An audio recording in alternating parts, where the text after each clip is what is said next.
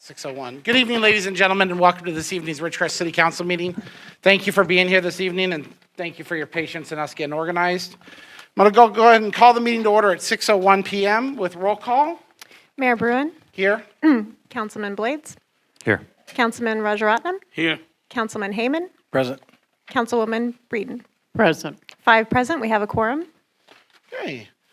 First item on our agenda this evening is approval of our agenda for this evening. Are there any changes or amendments, or do I have a motion for approval of the agenda?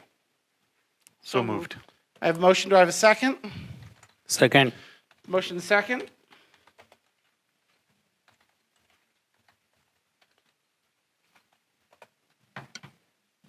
Five ayes. Motion carries. Okay. Next item is to go ahead and ask everyone to please stand. If I can have everyone stand for Pledge of Allegiance.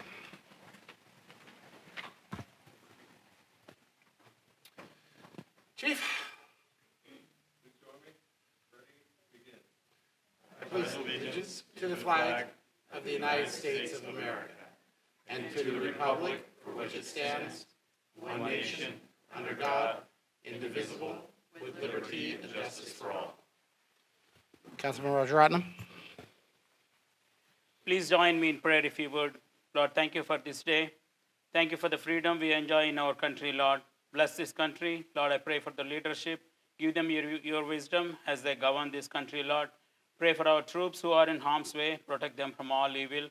Lord, I ask you to pour out your love, life, and liberty on this country. Let this country a beacon of hope for many nations, Lord. Pray for our community. Bless this community. Pray for the city council. Lord, give us your wisdom, your discernment as we discuss and deliberate and decide on many issues. Let those decisions be beneficial to this community. Bless each one of us here. In Jesus' precious name I pray. Amen. Amen.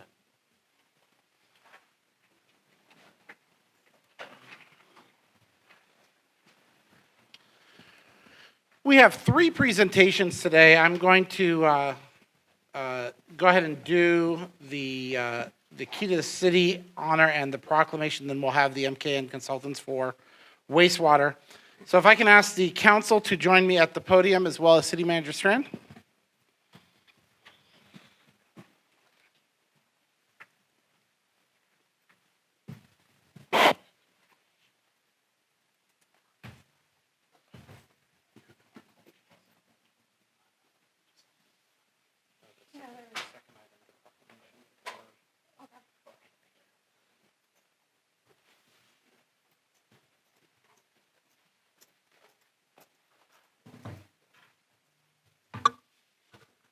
Deidre, can you join me up here? I'd invite the entire family, but the Patton clan is quite big and well represented tonight. Yes. We're here tonight to provide the key to the city on behalf of Jason Patton to obviously Deidre Patton and the Patton family. I do want to thank the council for establishing this recognition. To be able for the city council and staff to be able to recognize people that had an impact on the city of Ridgecrest. And obviously Jason had a significant impact on the city, the community, and obviously his family. So Jason will be the first one to receive this award that was obviously, created by the council. So, for me personally, I loved working with Jason.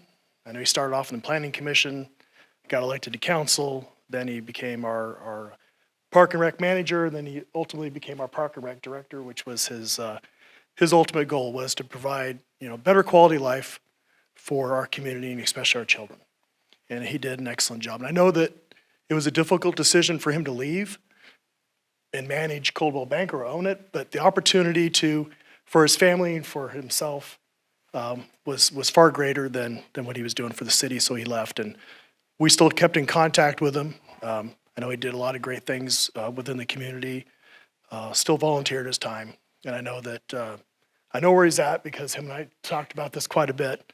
I know he's in heaven, and he's probably happy to be there, but I'm sure he misses his family. So with that, I'll present this to you.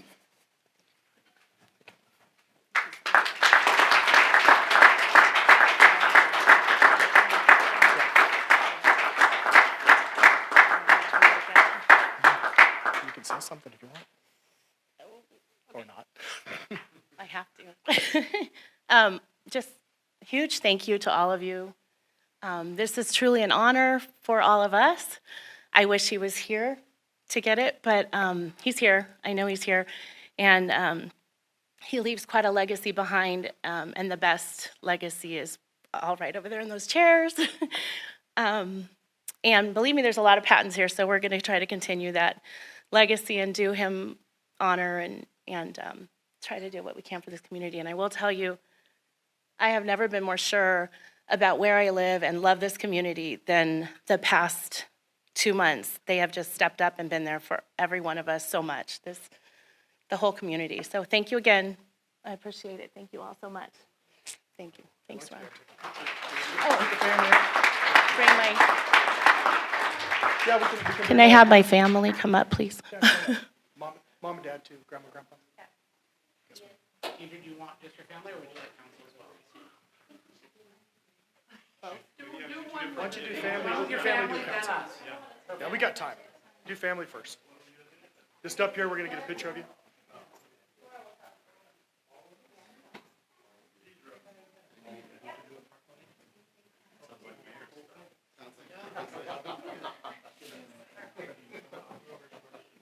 Hence why I said anything in the movement, I knew it was needed.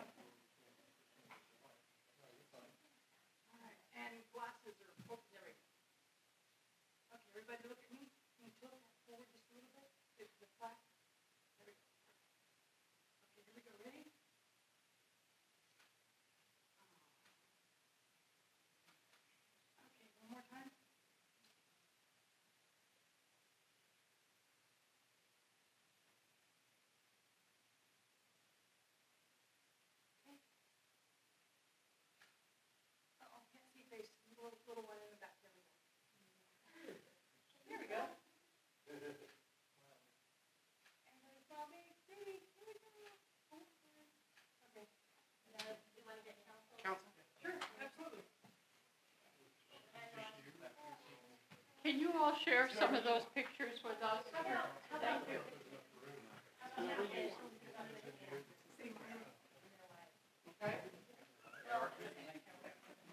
Whoever's here. You do it, and you're doing it well.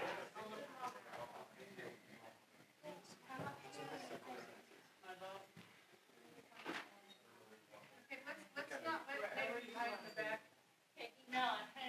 You have to push maybe forward. It's a height issue. It's a height issue.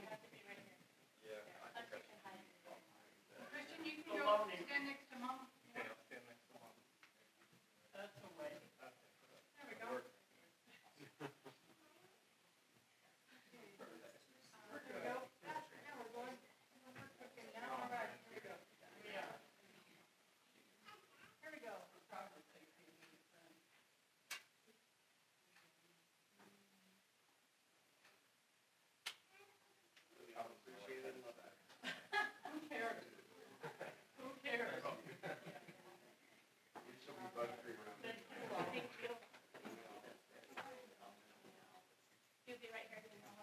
Yes, you would. And we would welcome it. Take care.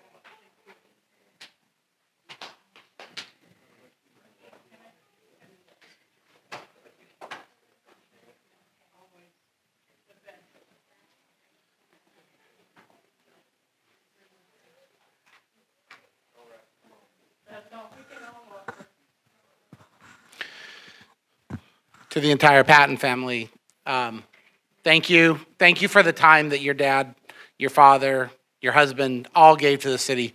We all appreciate them. And and it is a loss for our city. We've had a couple of these this year. I would say, and I hope that we can stem some of those. But now I get the opportunity to do our second, which is a proclamation for the city. So I have a proclamation of the city of Ridgecrest, California, honoring National Public Safety Telecommunications Week. And this is important in recognizing our dispatchers and the people who actually get our first responders to where they need to be to help take care of those in need at the moment they're in need. So, whereas the dispatchers of the Ridgecrest Police Department play an essential role in safeguarding the rights and freedoms of the city of Ridgecrest, and whereas it is important that all citizens know and understand the duties, responsibilities, hazards, and sacrifices of their law enforcement agency, and that members of our law enforcement agency recognize their duty to serve the people of the community by safeguarding life and property, by protecting them against violence and disorder, and by protecting the innocent against deception and the weak against oppression. And whereas the dispatchers of the Ridgecrest Police Department unceasingly provide a vital public service. Now, therefore, be it resolved that the City of Ridgecrest City Council does hereby proclaim April 10th through April 16th, 2022, as National Public Safety Telecommunications Week in the City of Ridgecrest in honor of the Ridgecrest Police Department dispatchers, proclaim this 6th day of April, 2022. And obviously, I was going to ask for somebody to come up, and Diane decided to come up. So, on behalf of the City Council and our city, we wish you a great Telecommunications Week, and thank you for all that you do for our community. Did you want to say a few words? She's like, no. Here. You have to fold it out, and you're obligated to take at least a picture.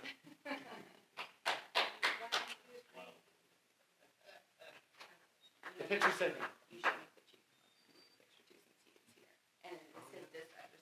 That is true. I think the chief should come up here and take a picture with his department and his dispatchers. There you go. She insisted. I think we should go right here too. Right here. I could pay her back though. I can also ask the rest of the council to come too. No, I'm not gonna win that one.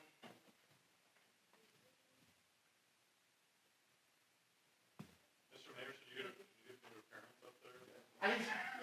I would have brought anybody that they'd like to come up. Or come on up. I He's retired. don't think we're gonna win this one.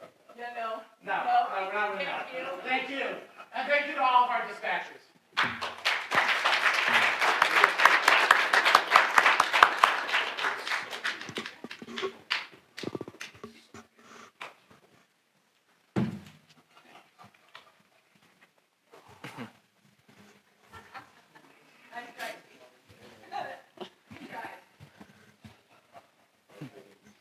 You could have arrested. So the them, next is brother. going to be a presentation from MKN Consultants on our wastewater treatment plant. For all those who really don't want to hear about where the poop's going, this is the right opportunity.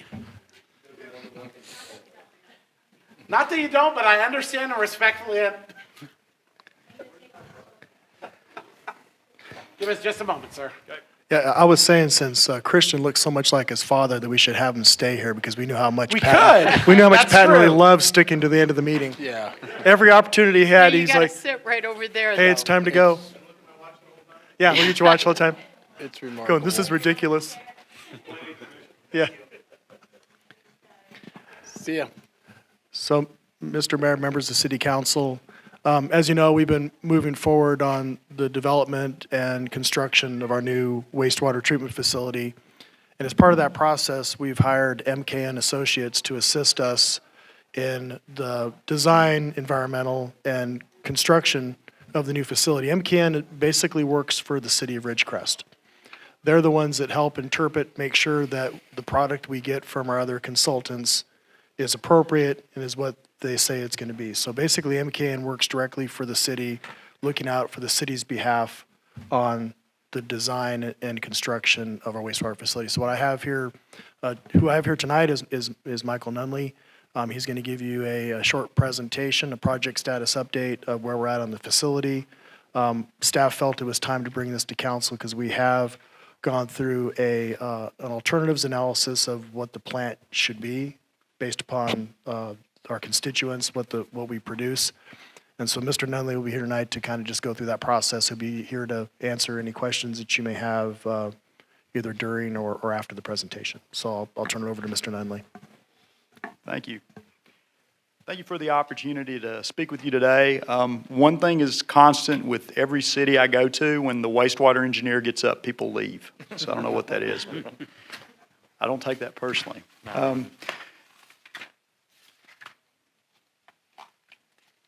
There we go. All right. So just to give a quick overview of the presentation, we're going to cover a brief summary of the project background and progress. We'll talk about some updated engineering studies that the city recently completed with their design consultant. We'll talk about the updated estimates for the treatment plant cost, go through some of the current proposals and studies that the city's received and some engineering studies the city's now moving into. And then we'll provide an overview of the project schedule with some highlights. So you all are, of course, very familiar with the challenges the city has faced in developing a plan to upgrade the wastewater plant. So originally in 2016, an environmental impact report was completed based on a previous conceptual design of the wastewater plant. And in 2017, that conceptual design was completed.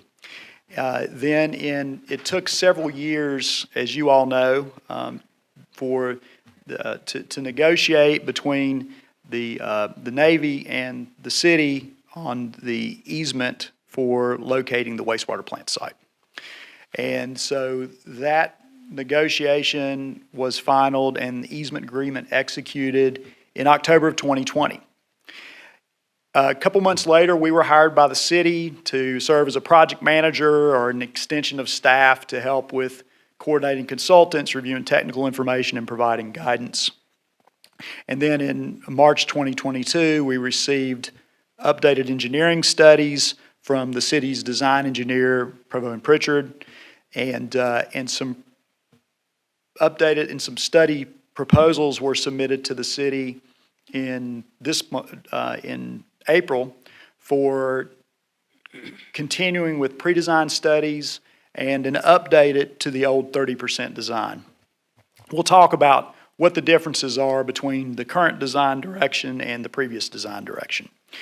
And some ongoing work that's been going on now for a while is the city's engagement as part of the Indian Wells Valley Groundwater Association or Groundwater Authority for development of a regional recycled water use program and the city's participation as they're going through an alternatives analysis to look at different ways to procure water from the city and then possibly use it for the advantage of the Groundwater Authority. So there were a few reasons that the city needed to update the previous engineering work. One is the sludge hauling and power generation, the capability to take the treatment plant and possibly reduce life cycle cost by being able to generate power from biosolids processing at the plant or sludge processing, and be able to use that to further process biosolids and reduce sludge hauling costs and then also reduce power costs to the city was something that really needed to be explored. Flow and loading projections over the last 10 years, the flows and loadings to plants all over California have changed significantly because of water conservation. And so that's wound up with lower flows per capita or per person coming into wastewater plants, but the concentration stayed the same. So or concentrations went up. The total loads of waste coming into the plant are the same, but there's just less water with it. That changes your plant design. And so this information was reflected in an updated treatment analysis tech memo. And we worked with the city and we worked with Provo and Pritchard just to kind of freshen everything up since it had taken a few years to negotiate the easement with the Navy. And also, we've seen the state's water conservation measures enacted over the last 5 years, and the city is at a different point from the planning perspective than they might have been 5 or 6 years ago, as are many of the agencies in California. So this is a statewide challenge that agencies are facing with planning the wastewater facilities. So the end result of, or one of the end results of this treatment alternatives memorandum that the design engineer recently completed is the development of cost opinions. And what I'm showing are capital cost opinions. So these are the cost for construction. And the different processes we looked at are some that are smaller footprint, but in some that are larger footprint. There's an activated sludge process. We looked at the oxidation ditch process, and the comparison between the two, activated sludge is a smaller footprint, but it is less robust and it doesn't perform as well over a wide range of flows, as well as an oxidation ditch process. Provo and Pritchard went through a number of iterations, looked at a number of different options, and they settled on the use of an oxidation ditch with primary clarification. And we can go into detail if you have questions on that process, but basically the purpose of that is primary clarification is a settling basin or series of settling basins before your biological treatment process. Those settling basins allow you to take biosolids out, and you can take those biosolids and what folks normally call sludge. You can heat it, you can generate methane gas, and you can convert that methane gas to heat and power. And so, considering that the city's plant is located on Navy land, and you're not close to a lot of opportunities for hauling and sludge disposal. Hauling sludge is very expensive. On a life cycle cost basis, so if you just looked at capital cost, you might say, well, why would you pick one of the most expensive options? Well, if you look at the life cycle cost of the oxidation ditch with primary clarification came in a close second to the complete mix activated sludge with primary clarification. And so these came in very close to each other because the ability to use sludge to generate power is a real game changer in terms of the cost you pay to operate a wastewater plant. And I'm glad to go in detail on any of these things you'd like. What I'm trying to do is just kind of hit some of the key points and key decisions. Okay. So the next area is to go through briefly, the next effort that the city is going through is development of some preliminary design studies. And so these are surveying, soils report, and some sampling and analysis in order to begin the update of the 30% design that was completed originally in 2017. And one of the reasons that the city selected Provo and Pritchard to keep going with them was they've just got to really freshen that up. These are not huge changes to that original design other than the ability to generate power from biosolids. And so they've also submitted a 30% design proposal that includes the permitting that Regional Water Quality Control Board requires to permit a plant upgrade. That's a report of waste discharge. And then the updated design to get them kind of at the same point they were at with the previous 2017 design. So in terms of the project schedule, there will need to be an addendum to the environmental impact report. It doesn't have to be a brand new environmental impact report from scratch. You can build off of the previous work to reflect the new updated plant design and also to reflect the direction from the Navy on the water they'll need for habitat enhancement for Tui Chub and also for recycled water at golf course or other purposes.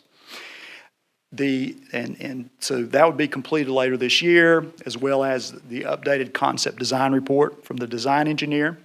The city's pretreatment program, the city's been working closely with the Navy to identify how to better control constituents coming into the plant, reduce the potential for metals or other substances that might hinder the treatment process.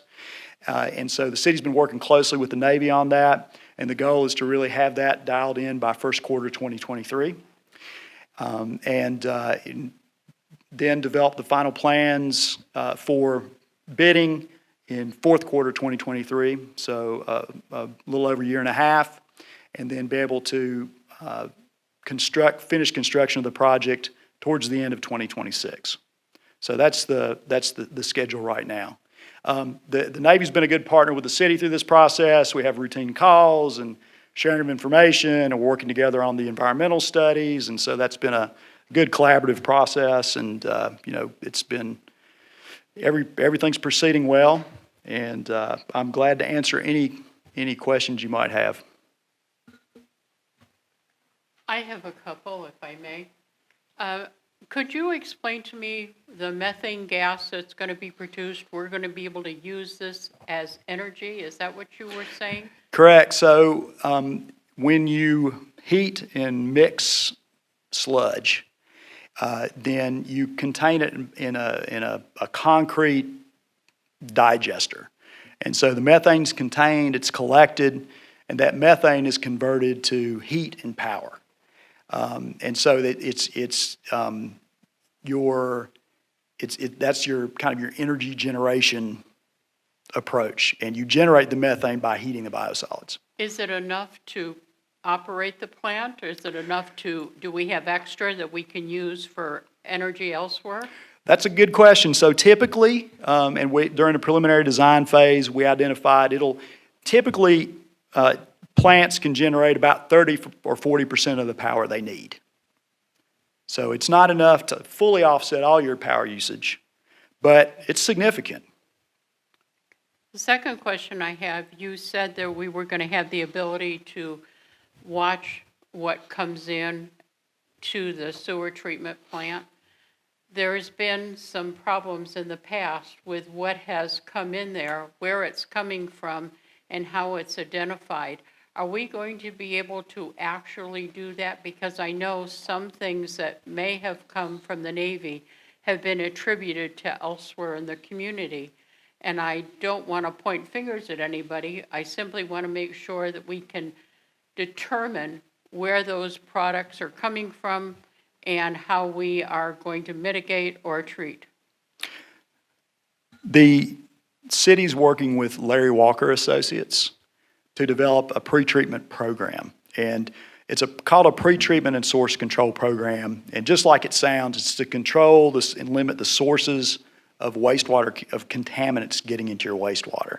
And so one of the things that they've done is an industrial survey to determine, are there industries within the city that could be contributing metals or things that could be a problem for the plant. The Navy has gone through their own process for their own evaluation, and they're planning their own kind of mitigation measures and best management practices to reduce those. And the city will also be monitoring for those in the future.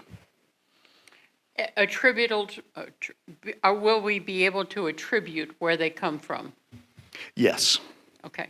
Yes. With no, that's not mine. With none of that, nobody's saying that's not mine, it comes from wherever in the community. That's a very good question. So part of this process is to agree on a monitoring program so that the Navy's providing information, the city's getting that information, and the city's also doing their own sampling just to verify that they know if anything does happen to slip through or get into the plant, then that program helps you identify those. Okay. Thank you. You're probably never going to fully mitigate an argument, but. Well, if you can attribute where it comes from by where it was put in. Right. We might be able to via the pipes. Yeah, we should be able to tell whether or not it comes from a Navy input or a city input. Correct. Now, if it comes from a city input, we're going to have to, it'll be on us to investigate where that Right. came from. I agree. Right. Thank you. So for the uneducated, including myself, explain oxidation ditch. Sure. I might even have I've got some backup slides. So, let me give you a brief. That is up behind you is a picture of an oxidation ditch.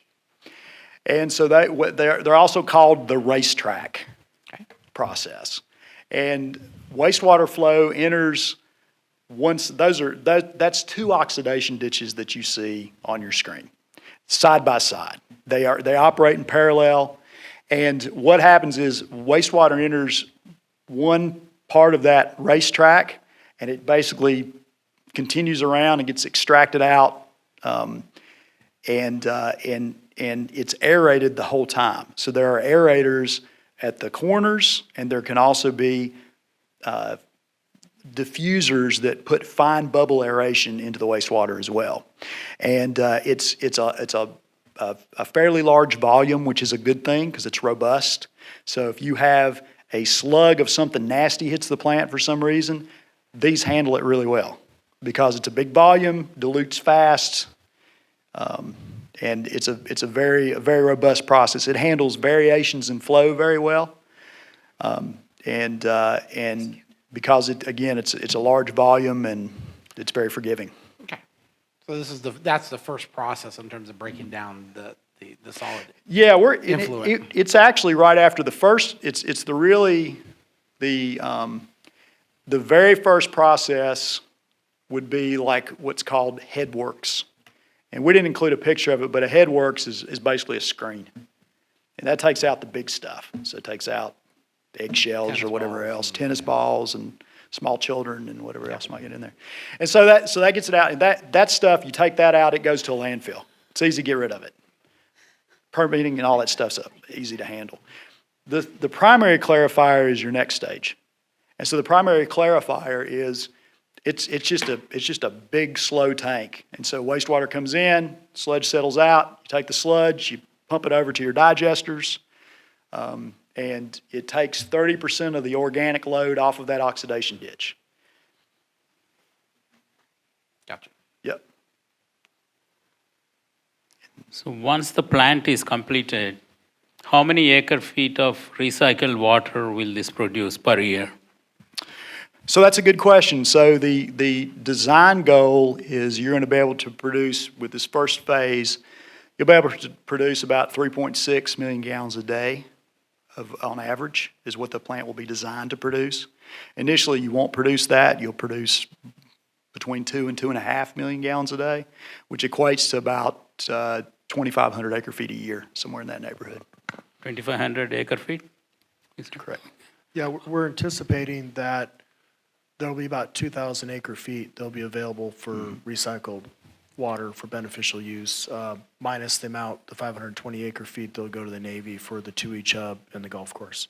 There may be a few extra 100 feet that may be available, but we're also looking at the effects of the groundwater authority, the replenishment fee. There might be some more conservation. So we've picked a conservative number of about 2,000 acre-feet for recycled water for the groundwater authority.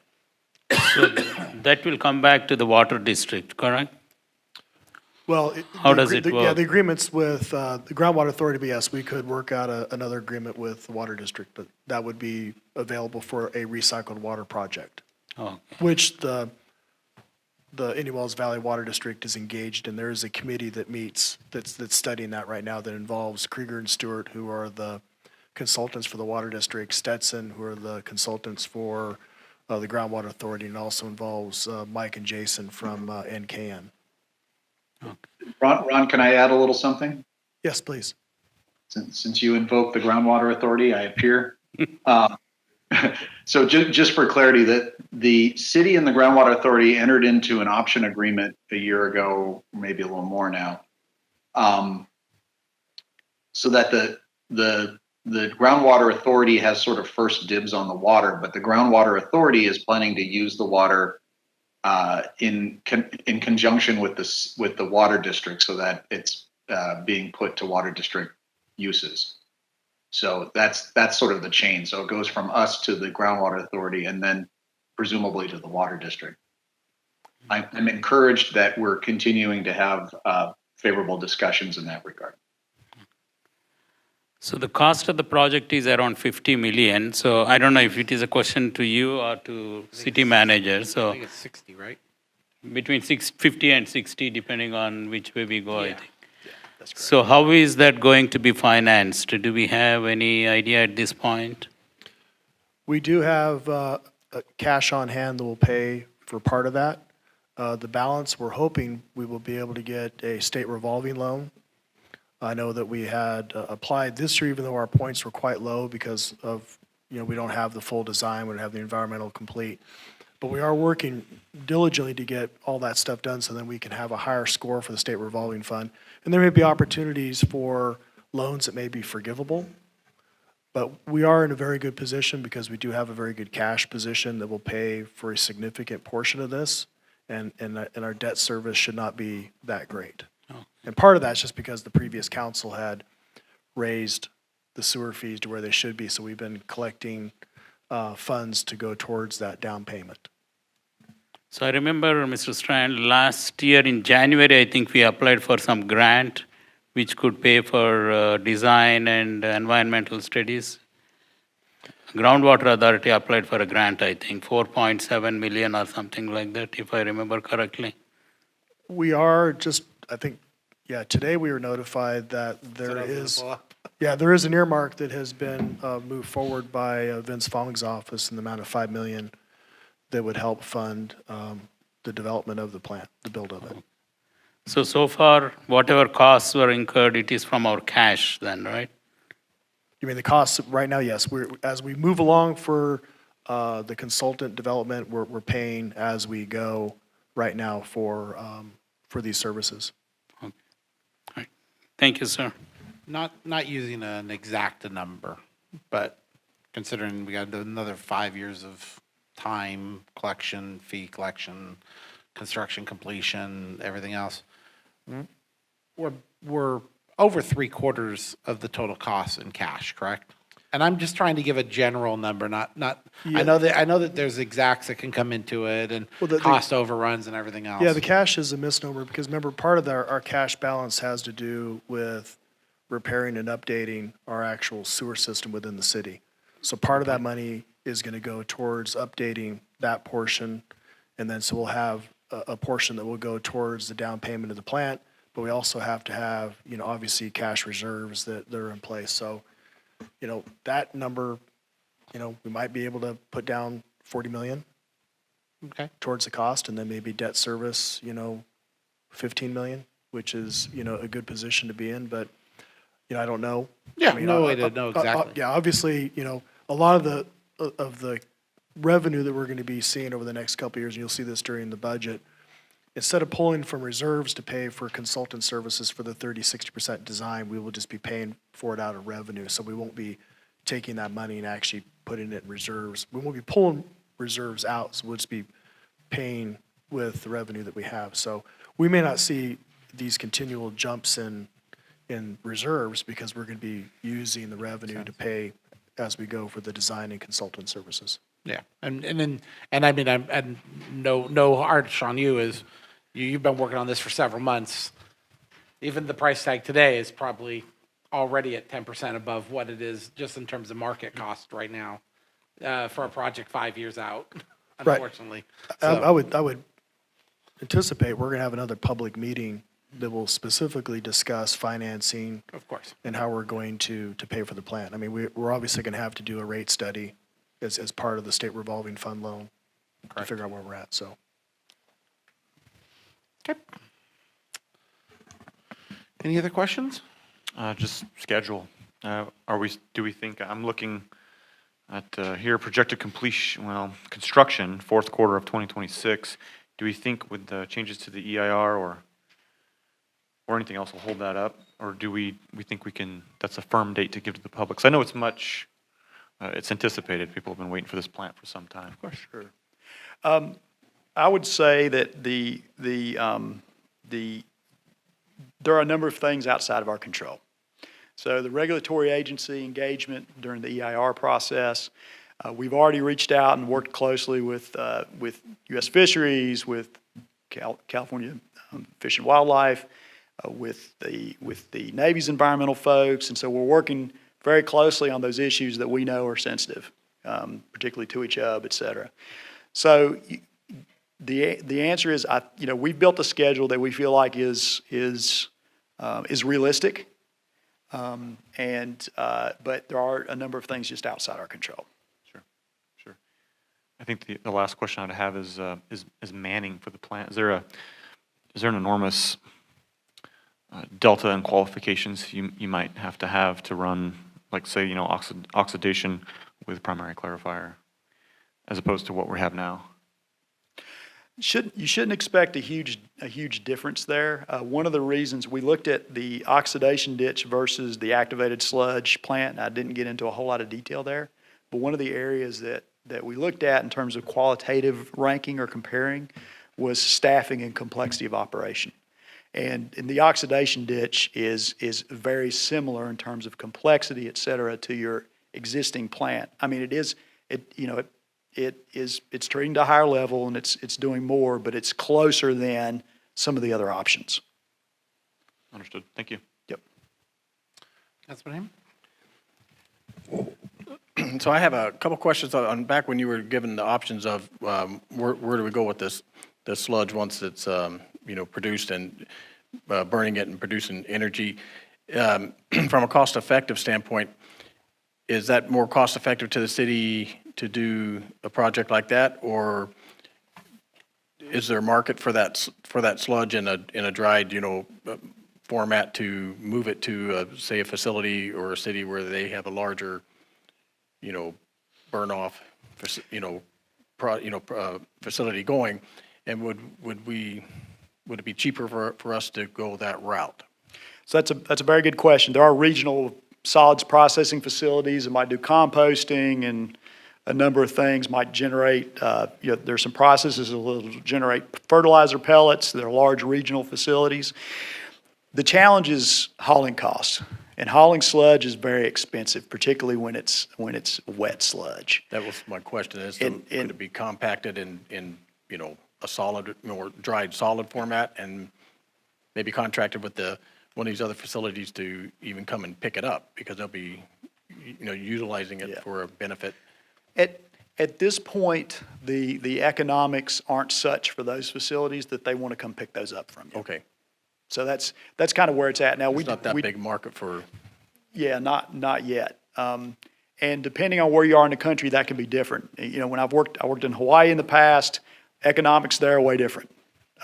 So that area, you actually saw some of that. There were companies that would come in and contract to take sludge from different plants. And so, but here we haven't seen that yet. And again, the complications are you're on a military base. So the access is, is not insurmountable, but it is a little different. And those truck trips are getting more expensive each day, as we all see. I like the way you said that. They're getting more expensive every day. Seems like it. Yeah, there's also a benefit under SB 1383 to have the cogen to be able to create the biogas, and so we do get credits towards our We get a procurement for that credit. program, yeah. Yeah, so, good. And we're also limited on the amount of electricity that we can generate because of the base and their contract with SCE. So there is kind of a balancing act. We are going to use more electricity with the new plant, and we should offset that with the cogen, but we're still got to be careful on how much electricity we actually produce, because we can only do so much before there's an issue with some regulations. Another piece, attractive point of the energy generation is it helps you qualify for more loans and grants. And if you get a state revolving loan, one of the areas where you can get extra points is on energy generation or energy efficiency. And that loan is so inexpensive, it's like a grant, because it's less than 1% right now for 30 years. And so in terms of the financing, everything you do to make you more attractive to that, it wouldn't be the only reason you do it, but that also helps. I'm going to make an assumption here, but just for the sake of the conversation about energy production, my first thought when I didn't know anything about the mandatory amount that we have to produce in terms of energy or use of energy as the base relates was solar was completely out of the equation simply based on the impact it would have on the base, I would assume. Correct, in terms of Correct. reflective, okay. Yeah, we've already looked into I that. assumed that it was, but just for anybody out there saying, why aren't we trying to produce our own power with solar? Reflective panels, airplanes, bad. That should be all you need to hear. I have one last question, Mr. Mayor. Sorry if you already answered this, and that is ongoing maintenance costs of a plant with this complexity.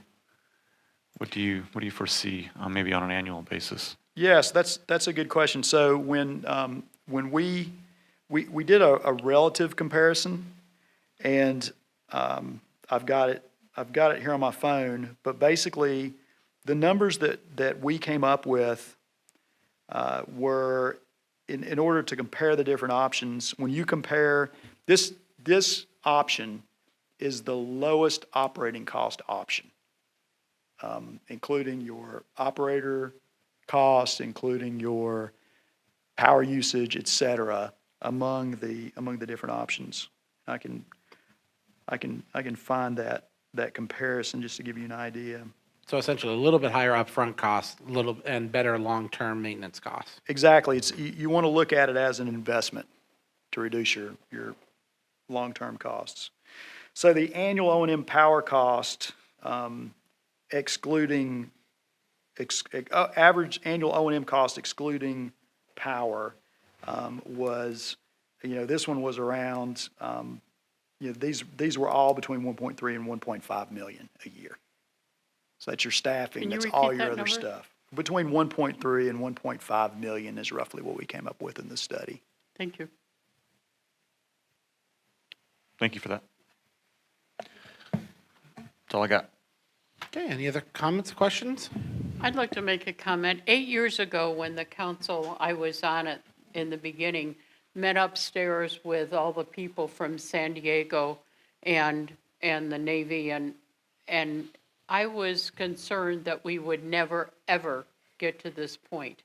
It seems like we've never, ever gotten to this point, but you know what, we did, because we had a great staff and a great working relationship with the Navy, and I am so very proud of where we are. Now let's get on to getting it done. So thank you, all. Thank you. Okay, I don't believe there's anything else. Thank you, sir. Thank you for the input and feedback. Thank you. Yep, Appreciate it. thank you for your time. Thank you for the opportunity.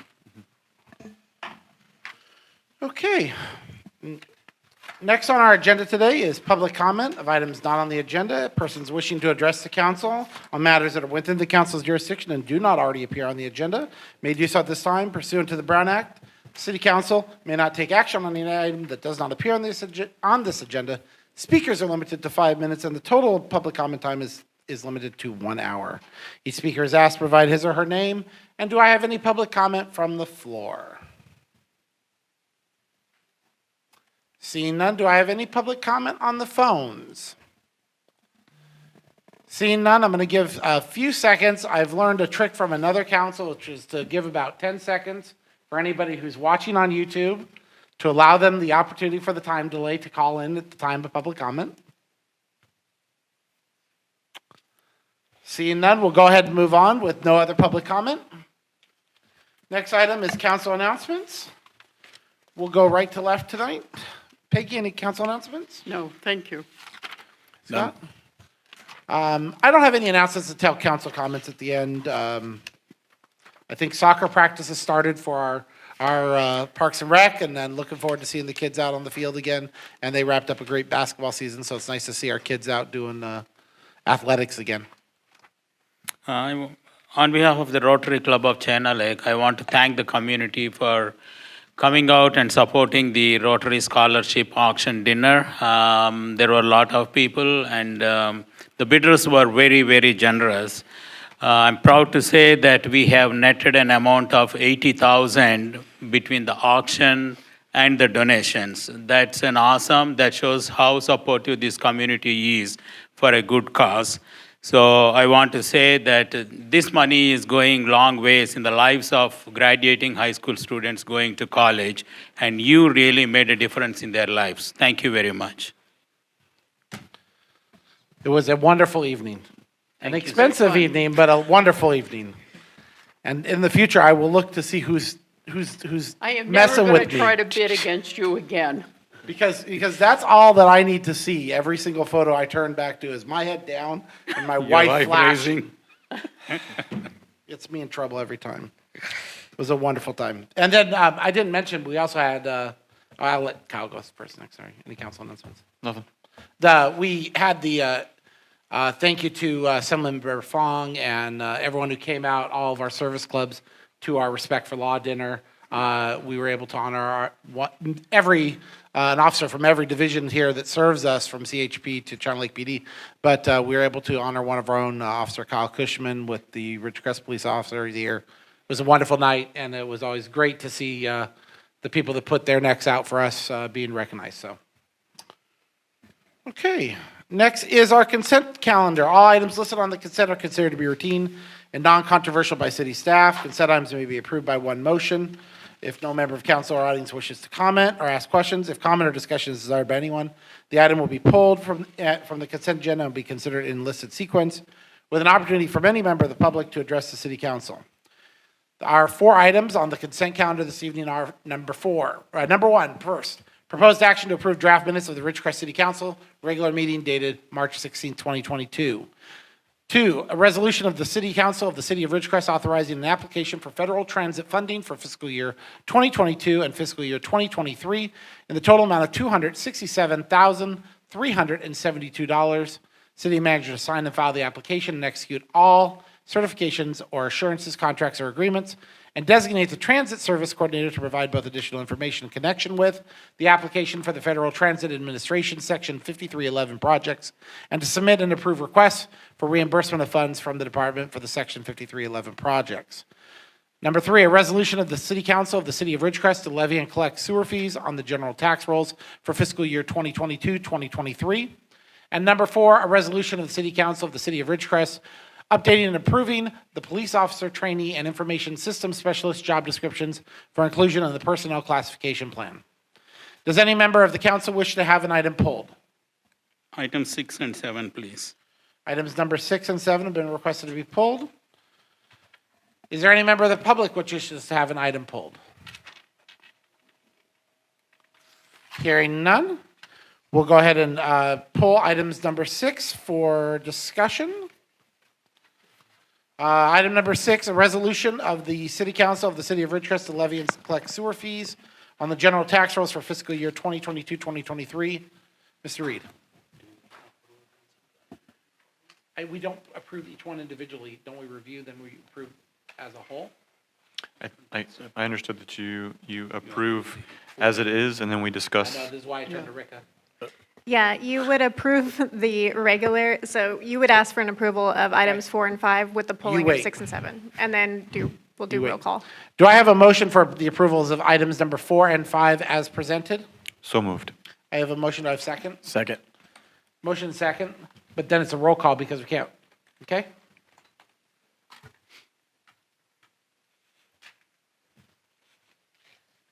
You can't be in a hurry.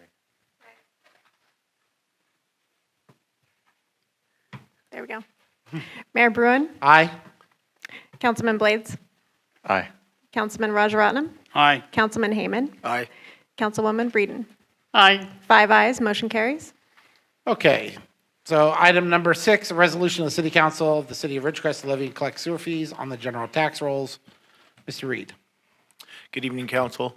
So this is our annual resolution, which allows us to place our sewer collection fee on the tax rolls every year. What this does is it looks at addresses, property use type, in which we will go and we field verify the usage.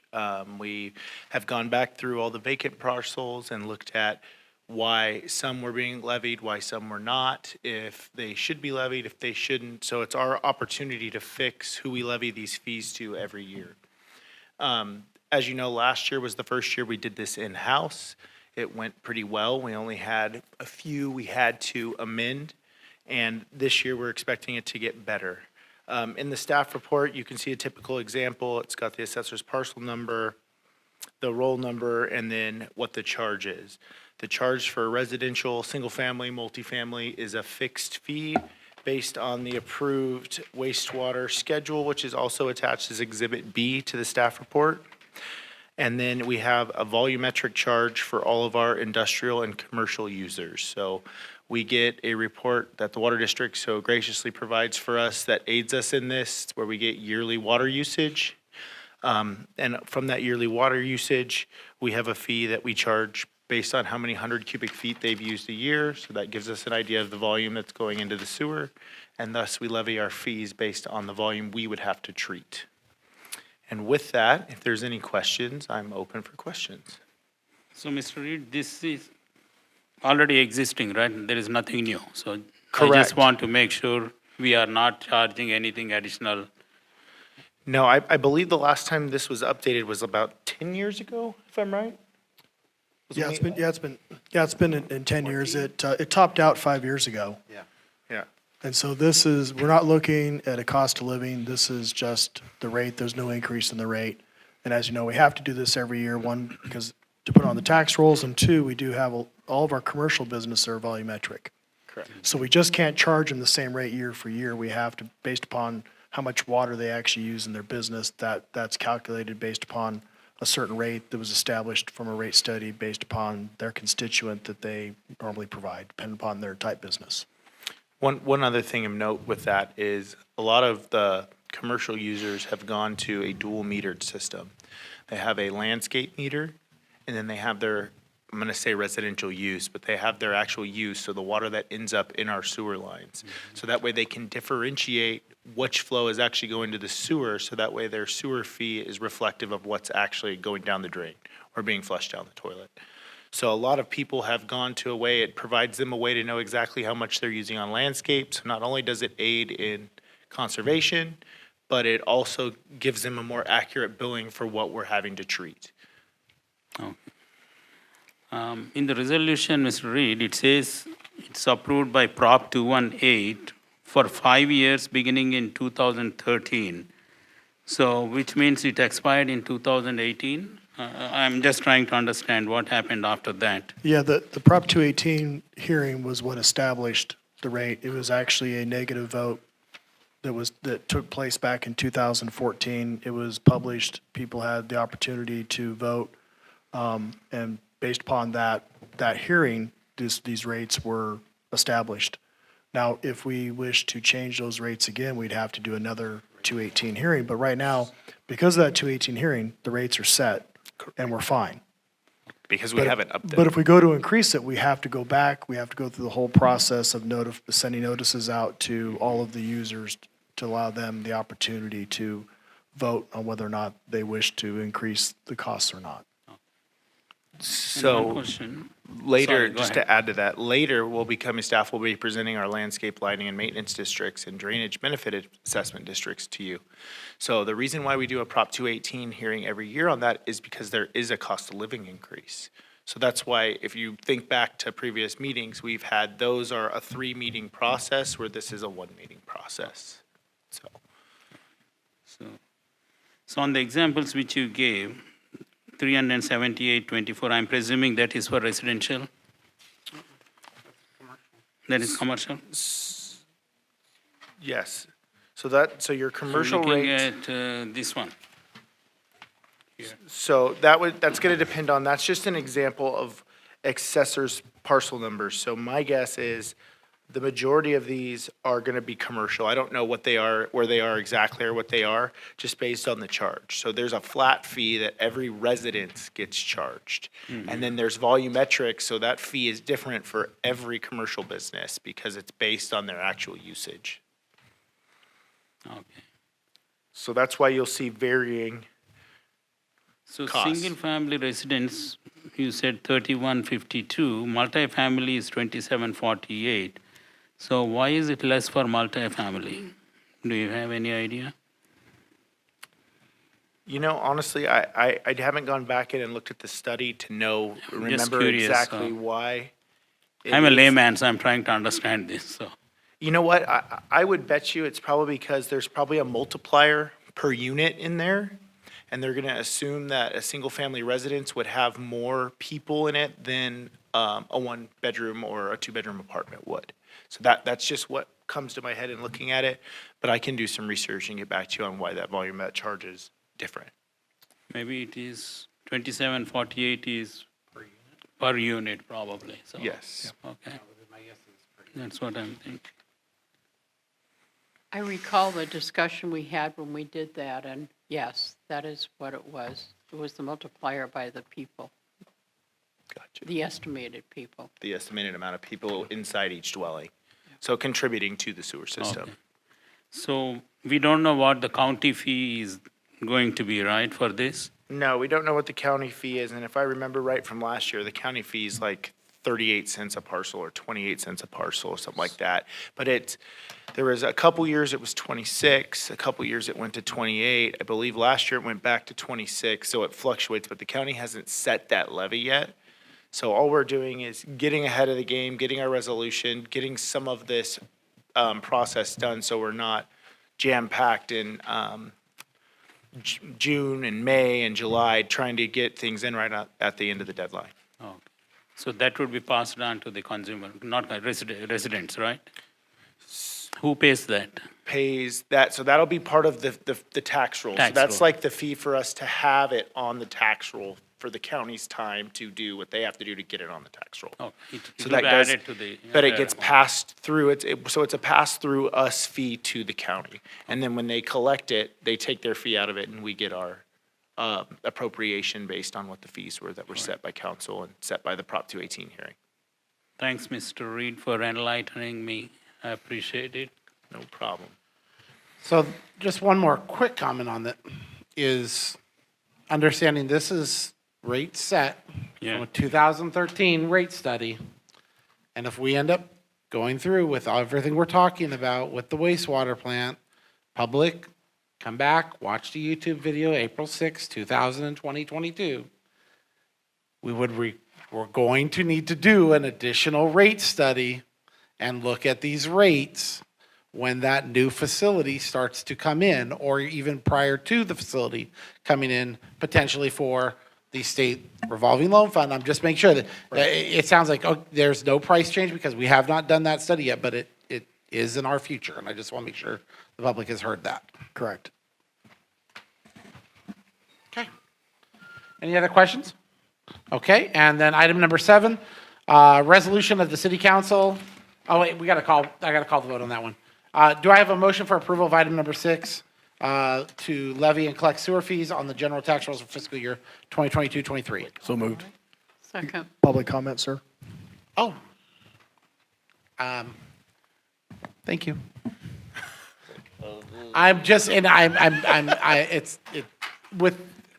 It's when you have the crowd, I don't see it, and when I don't get the. Is there any member of the public which would like to comment? Is there anybody on the phones who would like to comment? Giving the 10 seconds. Yeah. Oh, caller, state your name. Yes, Mike Neal, do you hear me? Yes, sir. Okay. I want to make a comment on the current rate for the wastewater fund, and I just want to start off with telling you what I'm going to approach you as to what I suggest you should do, and then I'll explain that.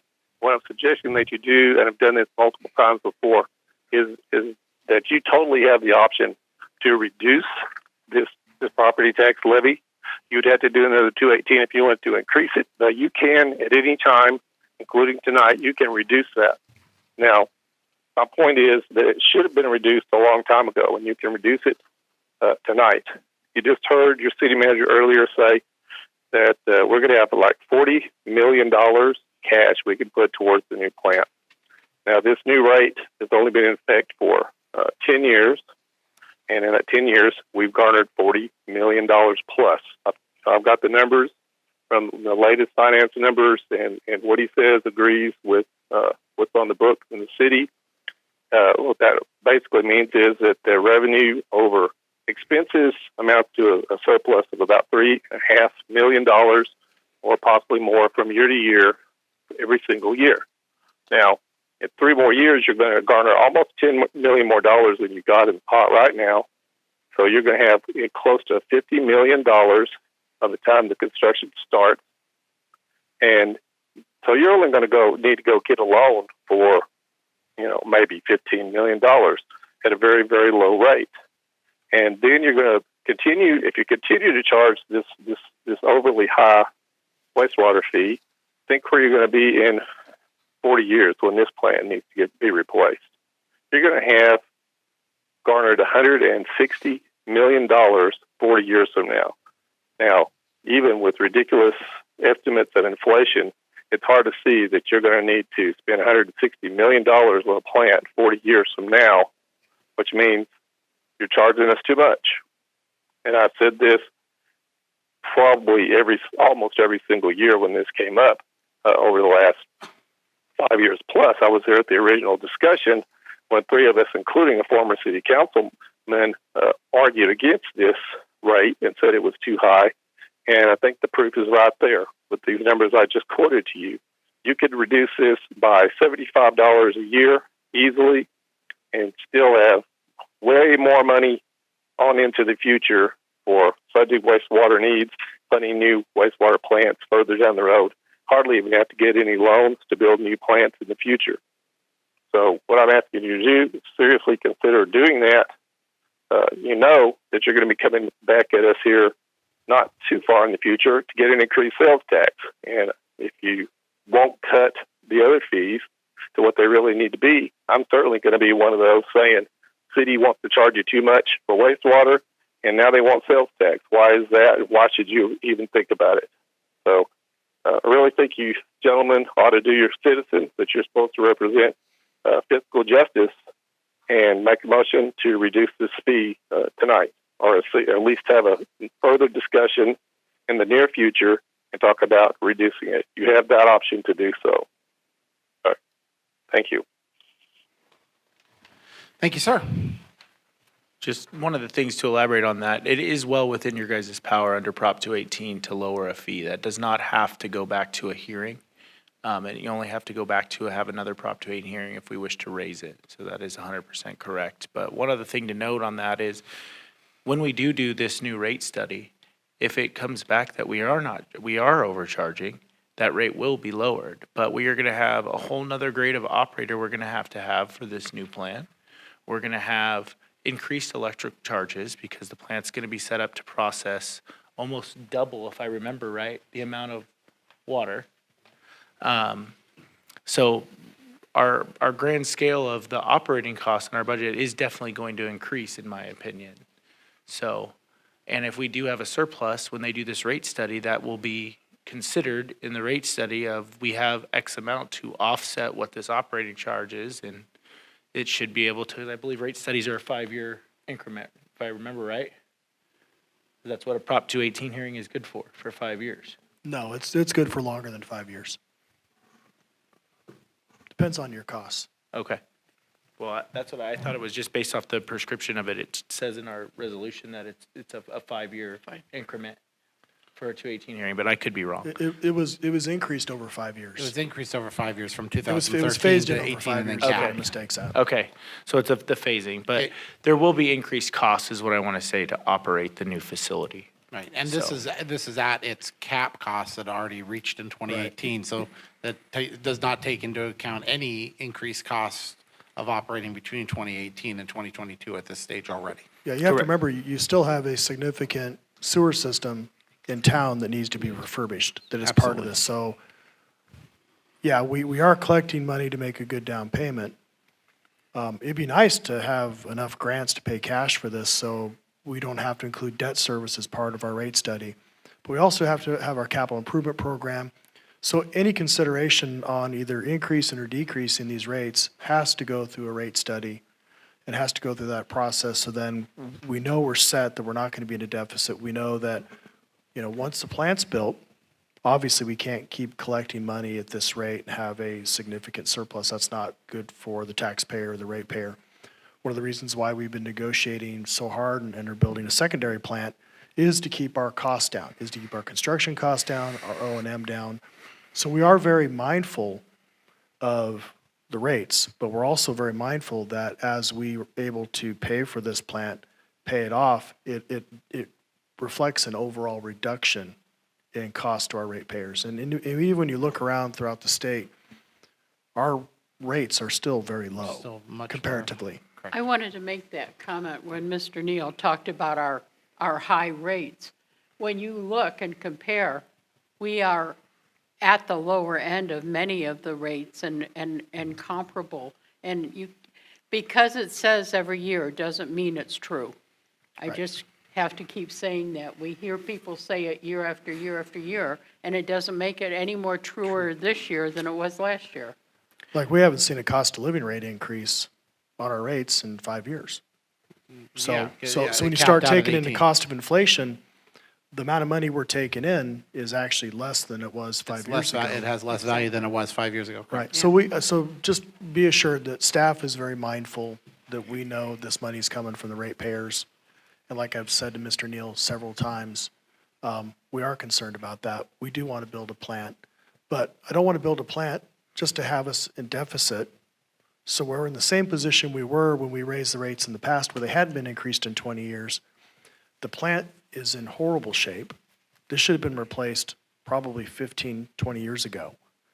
And partly because of what we were collecting, our rate structure at the time put us in this deficit. And we finally are in the position to where we can build a modern plant that will actually allow us to recover some water for recycled beneficial use. There's still a lot of moving parts to this whole thing, and I'd hate to see, just for whatever reason, just reduce it, put us in a worse situation. We do know we have to justify the rates when we build the plant, and we are. And one other thing just to add to that, we did in 2018 go through the process of putting together a capital improvement plan for our collection system, and that is almost done. And there is a significant amount of work that has to be done to our collection system. Correct. We have quite a few grade 3 structural deficits, 4s, a couple grade 5s, and our manholes, many of our manholes are brick and mortar. That's a thing of the past because of the leakage rate that you get in them. So we're actively pursuing projects to update trunk lines, coat manholes, do things like that, and that hasn't even come to fruition. So I would bet that our expenditures, I'm going to say close to double just on projects that we're going to have coming up and we're going to phase in over the next 5 years to try to do, because there's no point in having a plant if we can't get the sewage there. Correct. So. I believe I have another caller, is that correct? Caller, state your name. Or I do not, okay. I thought green was, okay, we're done, he's flashing me, thank you. Any other public comment? No, there's another comment. No, I have another caller. Yes. Caller, state your name. Hi, this is Skip Gorman. I called in to remind Mr. Reed and others that there are still households, residential parcels within the city that are not a burden to the sewer system because we operate off of our own septic tank. Specifically, the neighborhood along Bowman Road. And we wouldn't expect to find this billing. I guess it would be on our property taxes, wouldn't it, Mr. Reed? You are correct, and we did have a couple of those when we went through and revamped the process last year that did get billed, that we went out and visually verified things and got it removed. So if you or anybody you know that it got billed, please bring it to our attention, because if you are not on the system, there's no sense in you being charged. I agree. Thank you. My friend, that was it. Thank you, Skip. Yeah, in fact, the rate schedule indicates that if you have your own septic, you don't pay. Yeah. There's no charge. And that's a very logical thing, and that's what you're saying is we may have missed a few last year. We found them. We've made that correction. If you find it, let us know. We'll fix it. That's a good point. So who comes out and verifies? So we will typically send our pretreatment inspector, our chief plant operator, and I myself have gone out on a few of them. So we will send staff that are trained, that have seen septic systems, been around septic systems, been around the sewer system.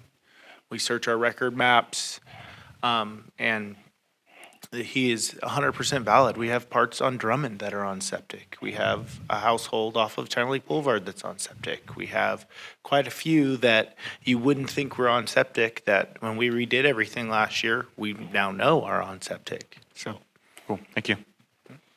Okay. My apologies for not bringing the public into that conversation. Okay. Do I have a motion and a second? Do I still have those? Yes. I have a motion and a second.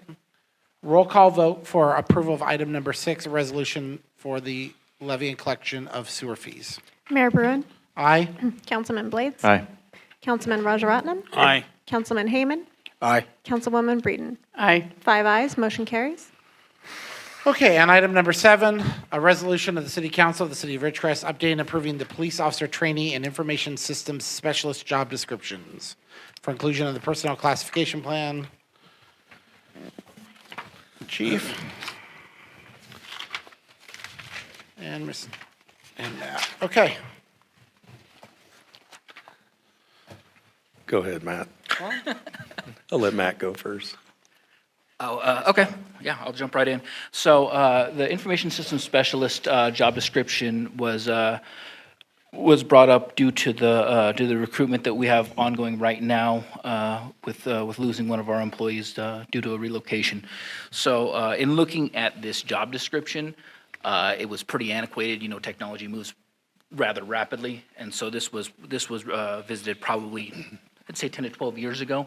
So we wanted to kind of clean it up and get it, a little bit more modern so that if people are doing their due diligence whenever they're coming to an interview, they're looking at these job descriptions, that they have a good sense of what we actually do here. So that was the thought process behind it. A lot of these job descriptions get approved in the budget, and there was a thought to wait for the budget to approve this one, but since we were going to recruitment, that was the reasoning for bringing this to the table. Thanks for explaining that, Mr. I don't have any questions on that, though. Okay. But I appreciate that. So mine is bringing back the police trainee position. We used to have it several years ago, but it was removed from the classification plan just because it went unused.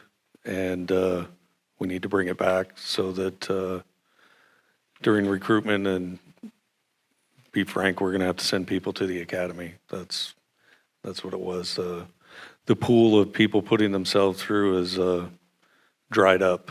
So it's beneficial to us to have because we can hire our local talent and put them through the academy. First of all, I want to thank you for a job well done by the police department. We don't hear the sirens like we hear, or the gun shootings, on the freeways and all. So thank you very much for serving the community. So basic question, why we did not took it out and why we want it back now? Not sure why it was taken out.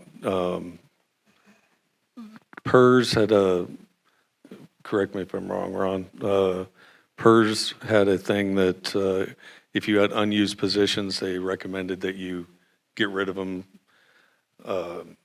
So that's what happened with this one, I'm assuming. And so, bringing it back so that we can send, what we're using right now is our CSO classification when we send somebody, and that just doesn't fit. Okay. So having the police trainee position fits. So we'll be able to bring them in as civilian before an academy starts, train them, get them ready to go to the academy so that it's a lengthy process. So sending somebody, we want to make sure that they're going to make it if we send them, because if not, that sets us back even further. The academy's about 6 months, and by the time you do all the testing, background, everything, you're probably 9 months before you even see them back here, and then they go through 4 months of field training. So it's well into a year before we get them. So we want to make sure that they're ready. We don't want any more one-day academy dropouts. So what is the process right now? So do we get police officers from the academy, or we hire out of that? We'd like to. That's the way that we had done it for years. The model had changed. We'd send people Back in the day, they would come to us, get their basic post, which they get after 18 months, and then they would go somewhere that paid better. There was a lot of people putting themselves through the academy then and didn't have jobs, so those are what we went after. They paid for themselves and everything, so it was easy to get them, and then you only have to 4 months they're on the street by themselves. And then everybody caught on to what we were doing and started doing the same thing, and that pool dried up. And well, let's face it, today's world, not many people want to do this anymore, so the applicant pool is definitely a lot smaller. The last test we did just a couple months ago, we had 6. Normally, it's 25 plus. Back in the day, it would have been 100. So that's how it's going. So this will help aid getting our local people, hopefully, that want to do this and stay here and serve the community. So, Mr. Strand, do you have any input on why it was taken out earlier? What was that Why again? this position was not used earlier? Yes, we didn't have a need for it. We were recruiting, at one time or another, we were competitive enough that we actually recruited people from other entities. We would recruit significantly from the academies on non-sponsored. But I'll be frank with you that because of our current pay scale, because of the current environment that we see ourselves currently and the competitiveness, I know that the chief's going to be coming back to council here probably in May because we have a significant public safety issue. I just signed the change of status of 3 officers that are leaving to go elsewhere. We are underpaid. We're not the only ones that are having these problems, but part of what the chief is looking at here is we're going to have to work very hard to start recruiting our own. We're going to have to pay our officers a little bit more. We're coming up with a plan on how we may be able to do that by, you're down 9 officers, and if we're having to hire them to put them through the academy, you're looking at some of these positions are not going to be filled for 2.5 years. And so we're going to have to find a way of how do we retain those that we have, and then how do we recruit those within the community. You have China Lake Police Department, not to disparage them, but their security force pay more than what our officers get paid. And so it's an issue that we're dealing with. It's come to a head here in the last couple of months that is significant, and it's going to affect how the police respond to calls for service. It's going to affect how we investigate stuff, and we're going to have to find a way of addressing it within our budget. And so right now we're working on that. I didn't want to kind of break the news tonight, but that's where we're at. And it's been coming. I mean, we've known on our salary survey where we sit at. And so this is one of the tools that we're going to have to use to be able to find local people that have a vested interest here, have family here. Because when we recruit people from Visalia or Banning, and they're here for a year and they're making $24, $25 an hour, then they get hired on at 41 to go home. It's hard to keep them. Thank you, sir. You're welcome. Thanks, Chief. I don't have any other questions unless you want to share anything. So, yeah. I think that's it. I'm good. Matt? Sure? I think you do. Any other council members? Thank you. Any member from the public?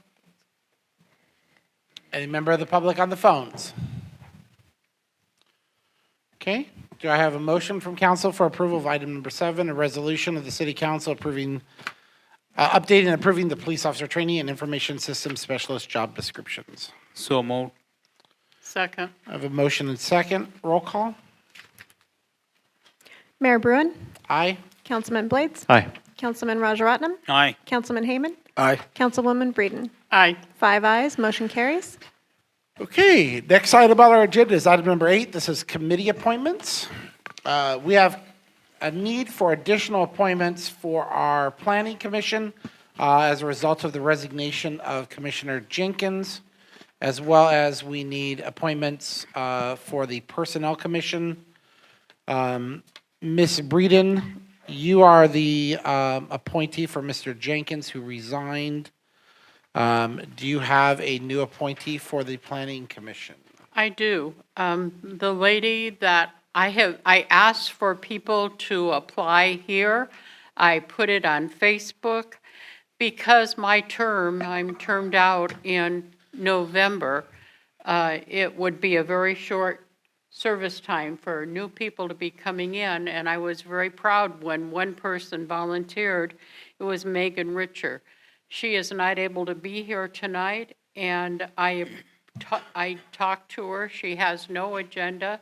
She wants to serve, and she's willing to learn, and perhaps she will be carried on with the next person to fill my seat. But right now, she was the only person, and so I asked her to go ahead and talk to our staff and fill out the paperwork, and she has, and I would like to make that nomination. Okay. I don't believe we formally approved the nominees, so this is just submitted to Rika and the necessary paperwork. Correct? You guys do vote, yes. Huh? You guys vote. On the planning Yeah, commissioner. yeah. But the personnel committee ones are not. I don't believe the personnel committee ones are. You vote on them. Huh? No, personnel committee isn't vote on. Planning commissioner might be that we vote at the approval of her appointment. Maybe we need to talk. Because to I don't Keith. think, because, and the reason why I say it, because it's a discussion item, there's no actual action item in the package. We're just confirming with voice vote general consensus. Keith, you want to weigh in on that? This is for appointments to the Personnel Board and Planning Commission. Do they need to take a vote, or is it just a head nod? I believe for those, you need to take a vote. That's Okay. the way we've done it in the past. Fair enough?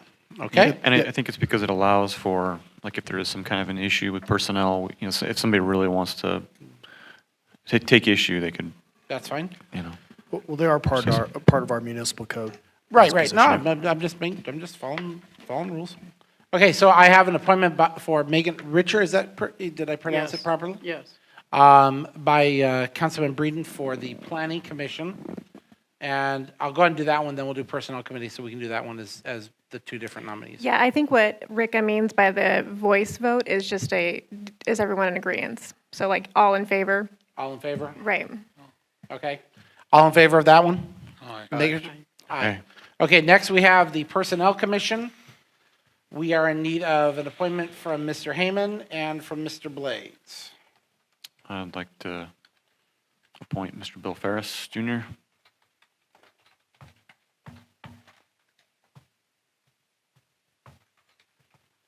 There's no conflict in serving on two. Did we clarify that? I did with Rika. Okay, perfect. And Mr. Heyman? I'd like to appoint Reg Johnson. Reginald Johnson. Okay, so I have an appointment for Mr. Heyman's slot of Mr. Reginald Johnson, an appointment for Mr. Blade's spot for Mr. Bill Ferris Jr. If we are in agreement? Yes. Everyone okay? Yep. Aye? Aye. Aye. Okay.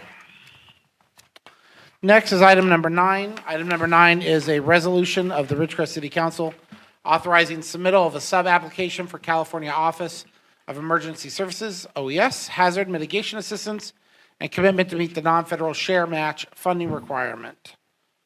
Ms. Spurlock. Good evening. So if you guys remember, staff worked on the Kern multi-jurisdictional hazard mitigation plan, which you all approved that final in April of 2021. In that plan, we identified hazards and different ways to mitigate those hazards within the community. One of the items that we identified was backup generators for the Carmegee Community Center.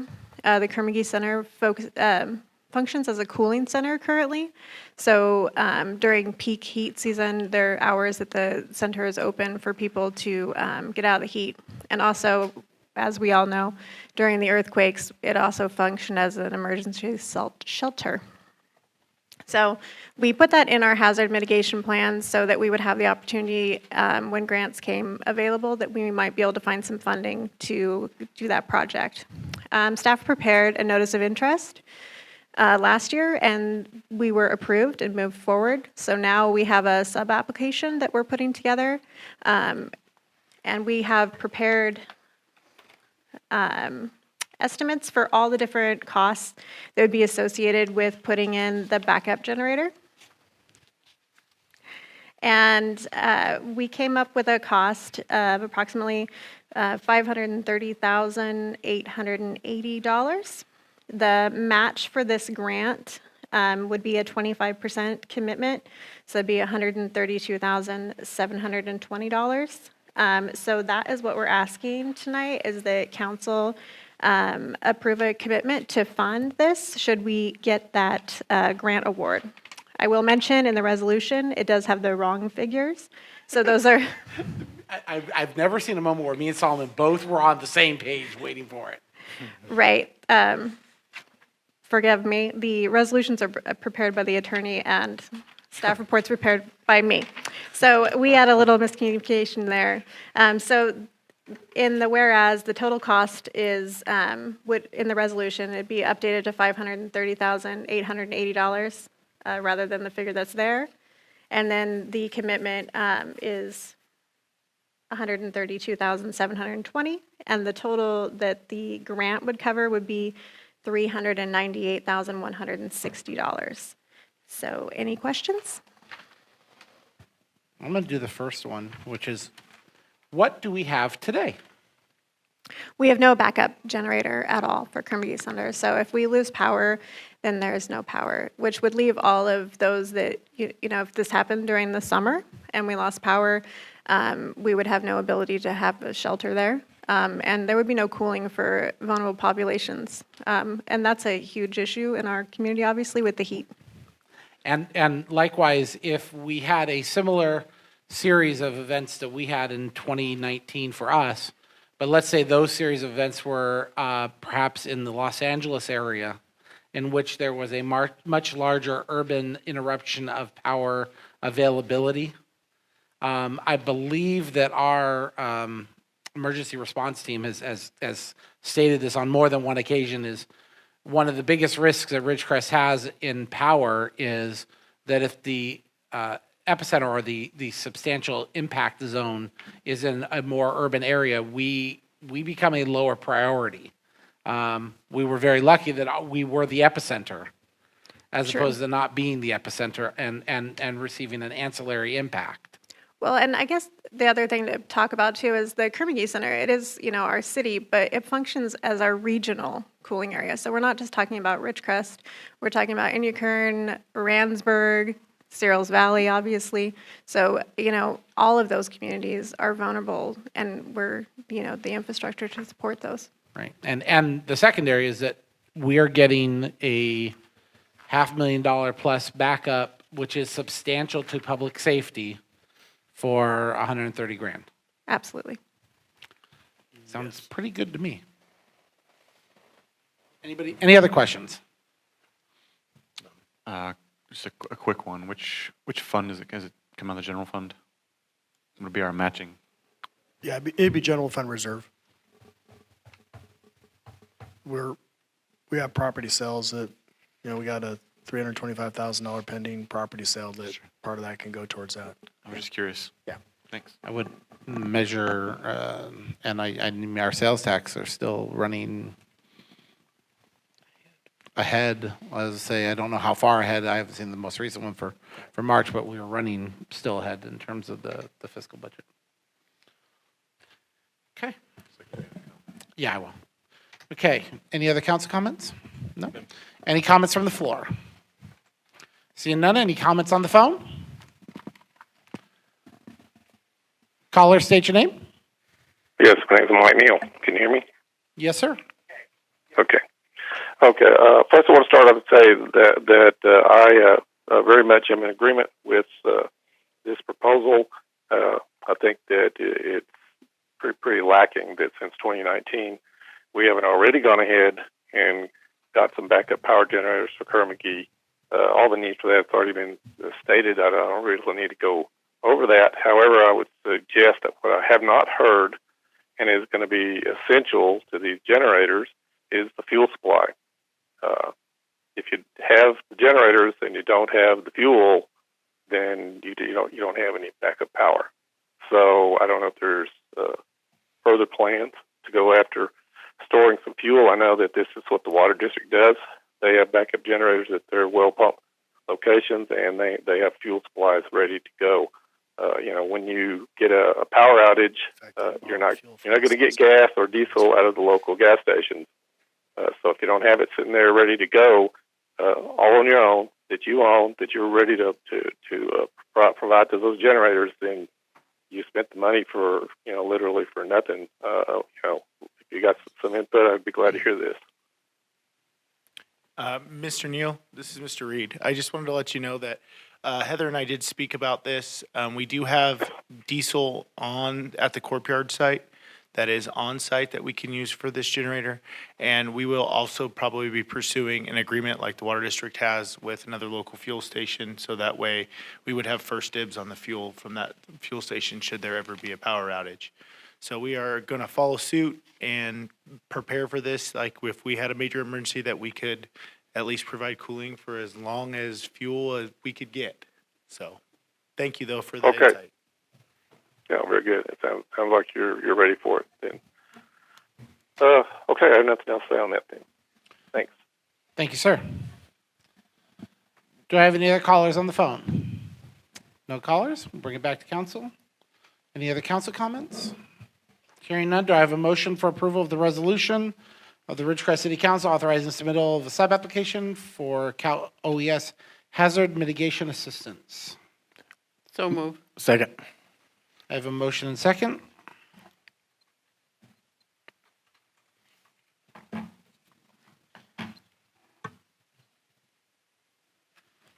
Five ayes, motion carries. Okay, next item is item number 10. This is a update on our ARPA projects. Ms. Wagner.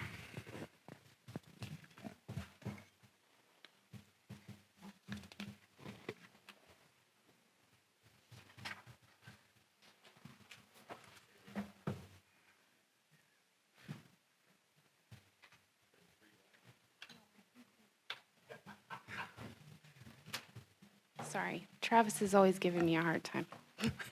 Good evening, council.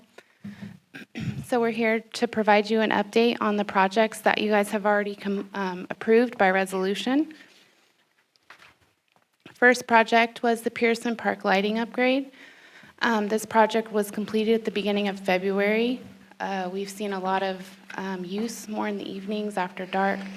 I personally went out last night, took some pictures to see the different lighting, and there was actually, I would say, about 20 junior high school age kids out there playing basketball and using the playground equipment.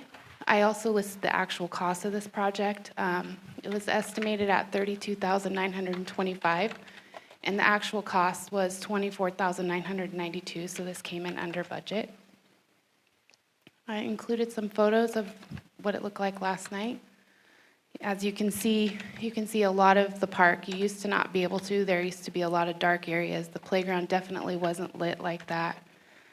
And it actually looks better in person than it does even in the photos. So here's a couple of more from different angles. You can see some of the kids playing. So this project is complete. The next one is the Leroy Jackson Sports Complex, replacing the old water tank. We have ordered the water tank and paid for it.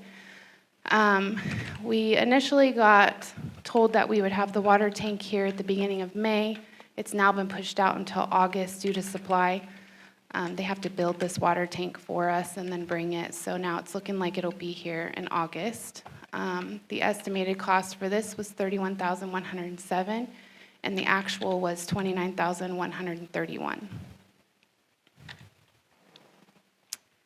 Next is the smart water system. We have ordered all of the smart water systems, and we got an update yesterday that we actually have a delivery date of next week. So all the smart water systems will be delivered, and then maintenance will begin working on a plan for installation of them at the parks.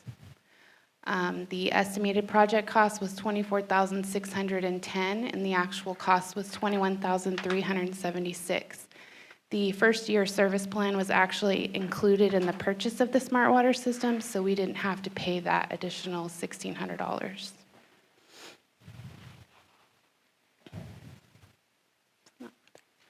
And the next one is the roofs at the Leroy Jackson Park and Upjohn Park. This was to replace the shingled roofs with metal roofs. I'm still working with the Public Works Director on putting together bid documents so that we can get this out to bid and get the project going.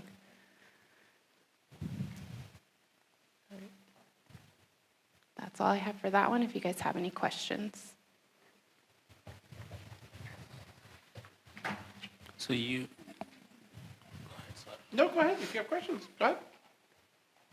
you mentioned original estimate. The original estimate is different than what the revised estimate is, right? Yes, because when I came back to council for Yeah. their resolution to be approved, the price had increased due to escalation and adding into contingencies to it. So the actual was less or more than the revised estimate again? Correct. So, okay. Correct.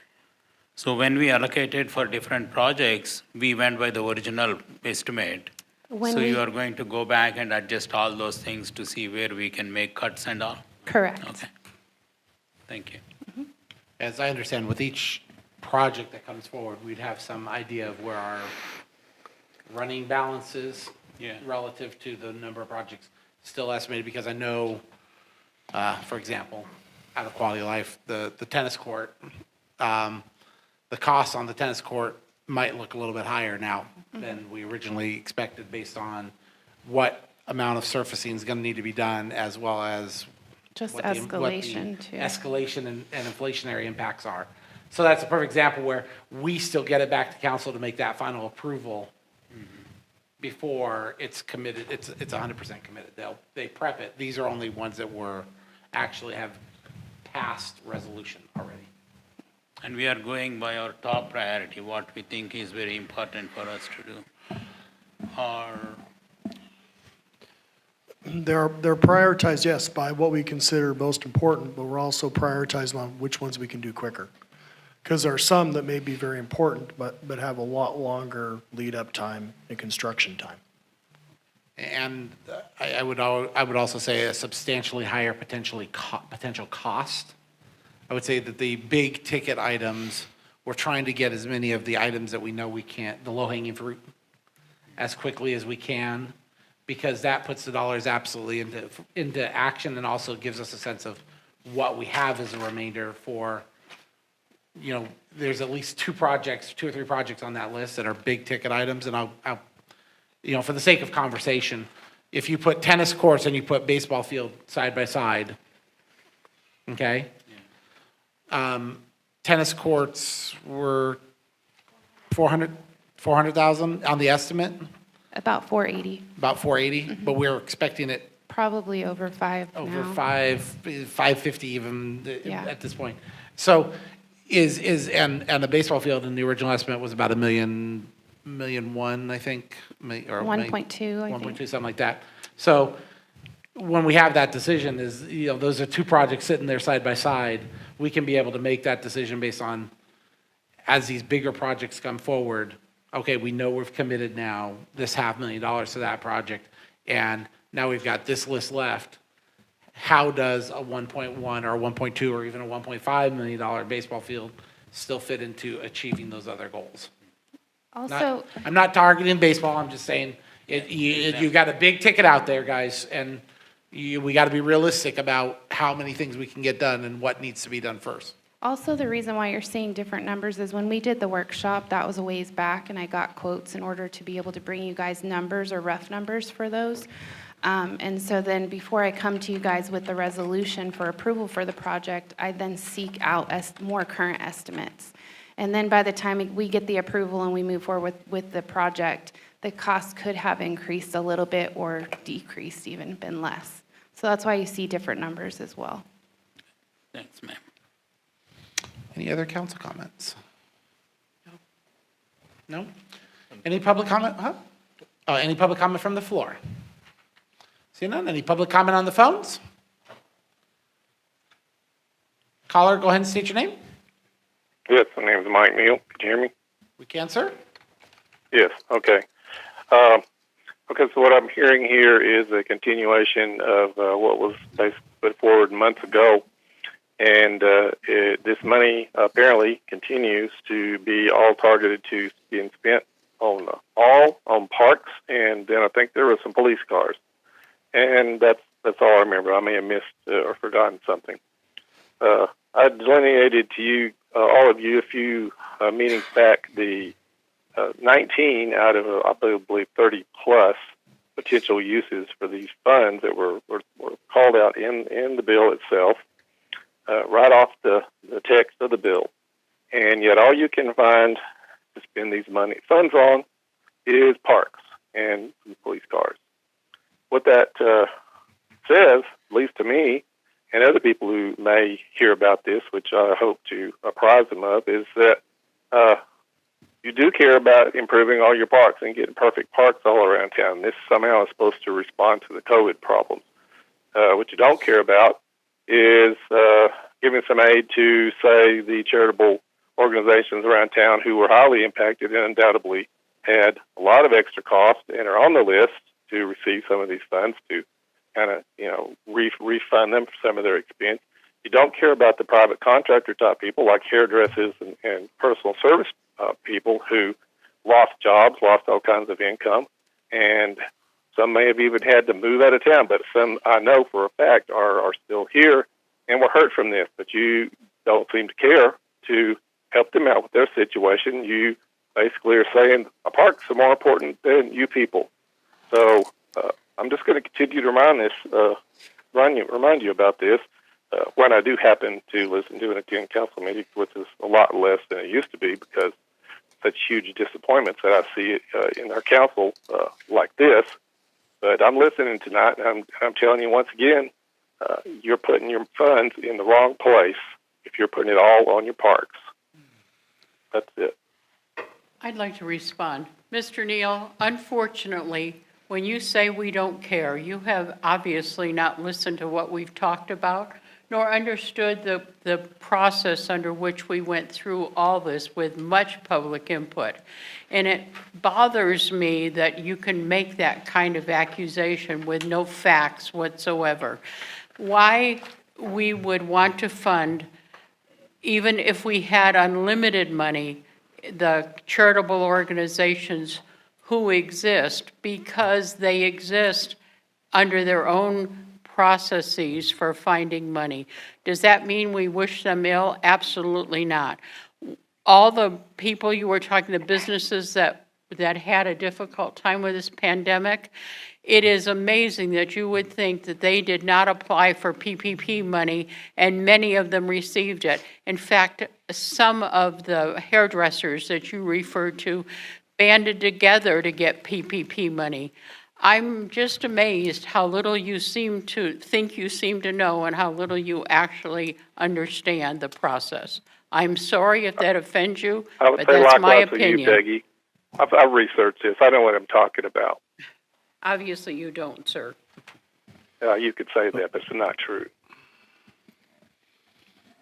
So I would like to add, there's a reason that they include parks for the ARP funds. When COVID hit, the effects on people individually and in their families and having confinement, nowhere to go, it was really made very clear that having a opportunity to be outside, to enjoy parks, to enjoy family time together, and it's an important physical part to our health, but it's also a very important mental health to the community. So this is a long-term effect that will benefit the community for a very long time, and I'm in very much support of it. I think it's a wonderful thing for this community.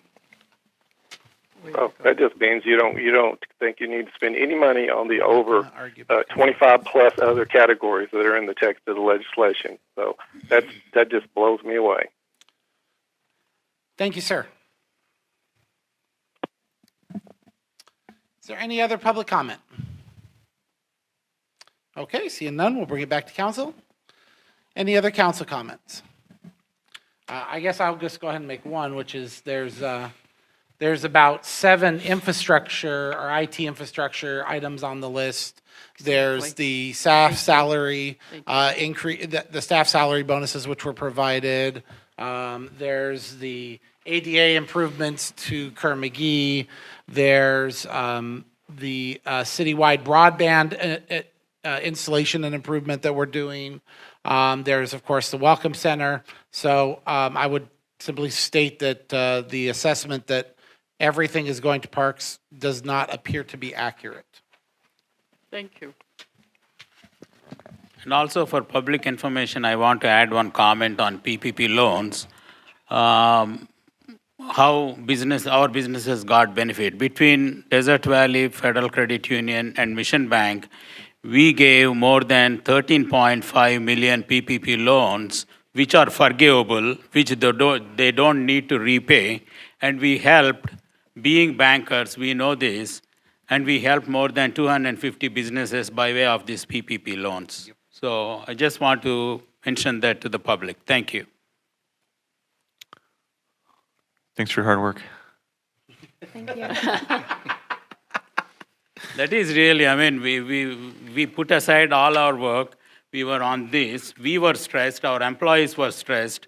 We used to get approvals middle of the night. We used to have our phones with us. Immediately we contacted the borrowers to get the paperwork ready because they were worried whether they will be able to get the funding or not. So we have to work fast and furious. So that's what we did.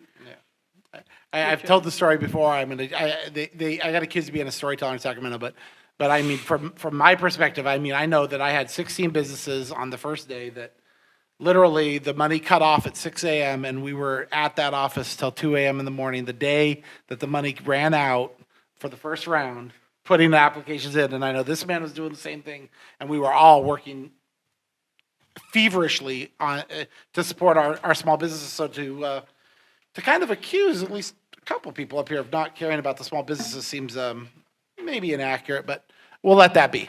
Thank you, Narissa. Any other comments? None. Okay. Thank you for the update. Appreciate it. Okay, I'm not leaving. I have the next You one. have the next one. You still have to Item see number me. 11 is a resolution to approve the expenditure of park impact fees to be used with the per capita grant for capital improvements to the Leroy Jackson Sports Complex in the amount of $47,096. And oh, look, Narissa's back. So on July 14th, 2020, the city was notified that we were awarded $195,510 to put shade covers at the Leroy Jackson Sports Complex on the JV and varsity softball fields. This would cover spectator seating as well as the dugouts. During that process, we began working with OGALS on getting a contract signed. That took a lot of different paperwork pushing. By the time we got the contract signed and back sent off to them, we obtained a new quote on January 12th, 2022, and the project had increased by $47,096. So I'm here tonight asking for the allocation, for you guys to approve the allocation and expenditures of park impact fees to be able to combine it with the per capita funds to complete this project. So basically now we got a 20% match. Yes. Even though, I mean, to simple it down to the simplest terms, we have a 20% match. Let's be fair. We got notice of this 3 months into July 2020. We were all in COVID hell. And we still have yet to leave. We appear to have been left in our rearview mirror for a little bit, but we're not out of it. And during that same time, I know structural steel costs changed dramatically, and then we have the post-COVID inflationary impacts that we're experiencing, which are both contributing to this cost overrun. Correct. Just want those stated for the record. So if you really want to look at it at the end of the day, and from my perspective, we have a quote that's good till the end of the month that requires us to put up about 20%. Correct. Any other council comments? Did we put this out for bid or is it a single This source? is actually through the pre-negotiated purchasing contract. So we'll be able to buy the shade structures, and then they'll also do the work for the installation. Thank you. Mr. Blades? No questions. Yeah, it's Okay. all here in the staff report. Thank you. Okay. We'll go out to the public. Is there any public comment from the floor? Seeing none, is there any public comment on the phones? Okay, I'll bring it back to council. Do I have a motion for approval of the resolution to approve the expenditure of park impact fees to be used with the per capita grant for capital improvements to Leroy Jackson Sports Complex? So moved. I have a motion, do I have a second? Second.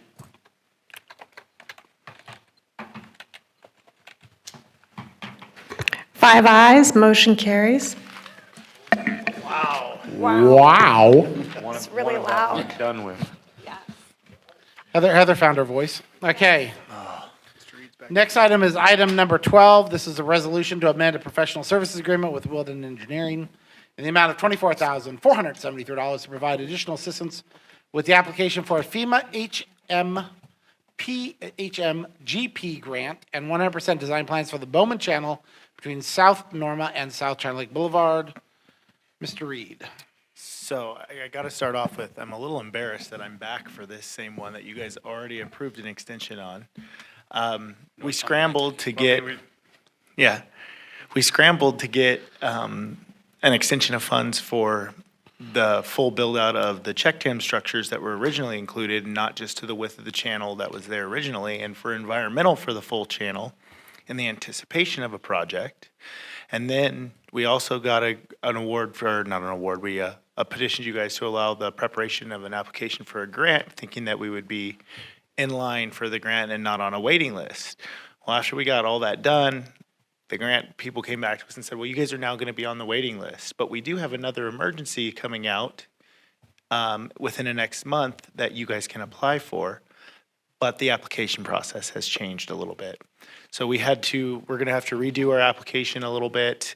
And in my infinite wisdom, as I do quite often when I can't fall asleep at night, I lay there and think about all the projects we've going on and think about that this is a drainage impact fee project. And we're going to have a significant amount going into the drainage impact fee from the Oasis project. Why would we not get a set of plans for the full channel? And since we did the environmental, and have a project that we could do potentially if we get this grant money to complete another section of our major water infrastructure to get runoff out of town. So that's why I'm here tonight. I'm here to ask for an additional fund so we can reapply for the same grant under this new emergency, and also amend our design to the full build out of the channel so we can say that that portion of the channel is completely built out, and then it's just a maintenance thing. And that is essentially the meat and potatoes of why I'm here. I just wish I would have thought of it before. Yeah. I have a quick question. I don't remember if I asked you this before, but you said at some point in your staff report there's a certain number of homes that are going to be affected. Could you just... So I'm not there's- asking for an in-depth analysis. Like, I mean, you're an engineer. We don't need to dig into that. Just... So roughly what we're doing right now is we also got approved, and this is something we've been talking to when I first came on. We worked with FEMA to get our flood study and rate study maps redone. We're utilizing the LiDAR data that we did in 2019 or 2020, I forget which year, to redo our flood study maps because none of the flood infrastructure that's been put in since the mid-'80s has been updated or reflected on the maps. So with this portion of the channel being built out, right now there's a portion of the flood district that spans across north of the Bowman Channel. And you have multiple properties that are in a flood zone. So with our maps going in, myself being conscientious of the process now to amend the maps and our new flood study rate maps coming in, this is a great opportunity to significantly impact the lives of some of the people that have to pay flood insurance. We estimated just based off, I just looked at the spillway in the Zone A in the area and some of the Zone A's off of the China Lake Wash. And I think with the map study and with this project, we have the potential to affect over 1,000 homes. Right, so I wanted to commend you for pushing it, because I know you were working on it, and you've kind of gone out of your way to prioritize and try to get this done to help out the citizens, and I appreciate you doing that. Thank you. And one other thing I did get word on a couple weeks ago, just so you know, we did get approval and we are funded to do the rate map study this coming fiscal year. So it's about a 3-year process before those will roll out, but that is 100% funded through FEMA, and our rate maps will be getting updated. So the quicker we can get this done and submit the clomer for it, we could include that in the original map and hopefully significantly impact a lot of Ridgecrestians' lives, if that's a word. It is now. It's a word. It's also something I know you and I both have experienced, which is, why do I have flood insurance on my house in the middle of the desert? So bringing it back to the common sense person that doesn't understand, what we're talking about is if you have flood insurance on your home, it's entirely possible that us continuing to do these improvements and these studies, that we can find means to alter what your flood zoning is and what your flood expectations are, which can have a significant impact on your insurance costs. That's, I want to make sure that we got it to the layman's level. Is when we talk about the impact, we're talking about really what your requirements are in terms of flood requirements. Yeah, and ultimately, if there's one other portion of our infrastructure that we've neglected, it's flood, because we don't get it quite often. But when we do, it's not good. So that's one of the things I'm keen on and want to focus on, and especially since we've done, of our 1989 master drainage plan and the projects listed on it, we have done one project. Hey, I read that plan. Yep, we've done one, and that was the drainage infrastructure on Down Street from the Ridgecrest Heights area and getting it to the channel. But the channel is not improved where it dumps in. So we've got bottlenecks all over. So what this does is at least improves the channel to Norma, and then we can work south from there to gather the water. I'm sorry, we can work west from there to gather the water, because the Moman Channel is our #1 conveyor of water out of town. And then start heading out of town and get it onto the base property where it needs to be. Can I ask one more question? absolutely. Does this is a education to me, Mr. Reed or Mr. Strand? Do the funds have to come out of drainage impact fees? Could it come out of the general fund? Is that a possibility? I asked that question just in case I don't want to have to see you come back up here. I would say. Yeah, we can use general fund money for anything. But we prefer to use drainage impact fees so we don't affect the budget. I'm just asking the question. Just want to make sure it's out there in the public that we're. No, I really want to see this happen, and I don't want to see you have to come back up here. I think we should. I'm hoping that drainage impact fees, if we get this grant, I'm hoping it can cover this portion. That we haven't done a drainage impact fee project in quite a while. That is something that I think we should look at in the future, is how can we do more drainage projects? So now that I'm not asking tongue in cheek, I'm asking straight up. Do you think we're going to have the funds? If you think we're going to have them, is this for sure? If it's not, then do we want to think about using? Well, I mean, could we not simply say the funds will be allocated from the drainage impact fees first, and any remainder from general fund?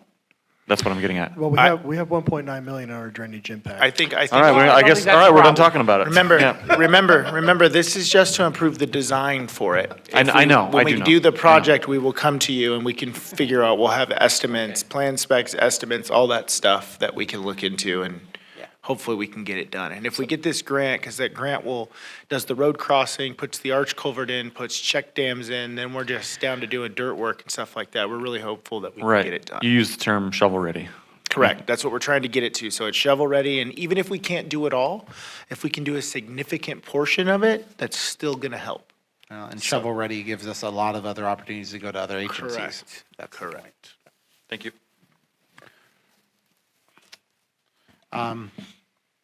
Any other comments? I'm just going to go back to one more point, which is for anybody out there who doesn't believe we truly care about this community, the idea that we're actually looking for ideas to find ways to fix things that are from the 80s, that I understand the old adage, we live in the desert, right? And flood, why are we worried about a flood in the middle of the desert? But when it happens, that's when we have to be worried about it. So, okay. No more council comments? Any public comment? And just to go to your flood thing, was our big one in 86 was the big one? I think it was 85. 84 was the big one. We had one Which in makes sense. 2007. Then we fixed it in 89 and never looked at it again. Yeah, then we got a plan in 89. So, and then we had one in 2007. Yeah, we did. So we're due. Just I going know. off the years here. And it is a federal requirement. Oh, FEMA- yeah, of FEMA course. requires It's it, a so- no-brainer Yeah. that it has to be done. I know, I wasn't playing that way. I was saying, this is great that we're looking at how to fix it long-term, not just throw a patch on it. So FEMA doesn't require it. We are pushing for a FEMA grant. FEMA has their rate structure built off the maps that were built in 86, but we haven't touched them. And through previous employees, I learned that the Army Corps of Engineers actually came in, I want to say in the mid-90s, and they wanted to redo all of our maps at no cost to the city. And the engineer at the time back then said, we don't ever get water, we don't need that. So hindsight, it's always 2020, right? But I don't know how true that is, that's what I got told from a couple city employees. So we're trying to fix it now. Hindsight is 2020. Okay. Any public comment from the floor? Any public comment on the phones? Yes, that's me. Caller, state your name. Yes, my name's Mike Neal. There's something else that I want to applaud, seeing put forward here tonight, twice in a meeting. You guys ought to be ready to have a party. This is something, though, when I'm hearing what's being said and the history that what I'm hearing sounds abominable in the part of past city councils that we have gone this long. And if I'm not mistaken, I believe I heard say we only did one project. This is not something that people sit around at night, talk to their wives about, until their kids' bedtime stories about flood control and Ridgecrest. But boy, when it happens, it. We were here in '84, and people got impacted seriously, big time by that flood, and it's very conceivable that could happen, any given year.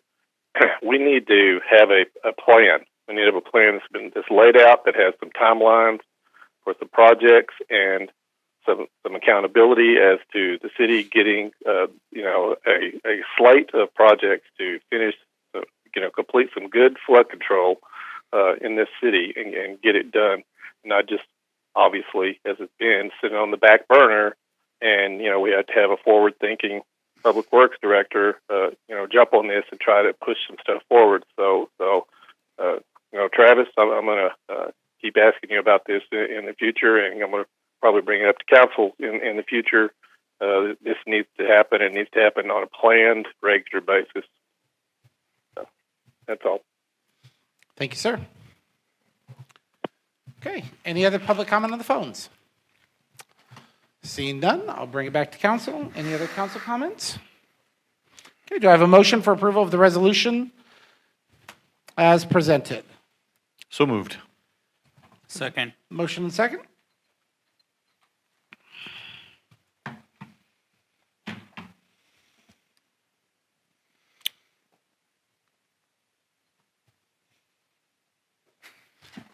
Five ayes, motion carries. I was up here. We're waiting for Kyle. Thank you, council.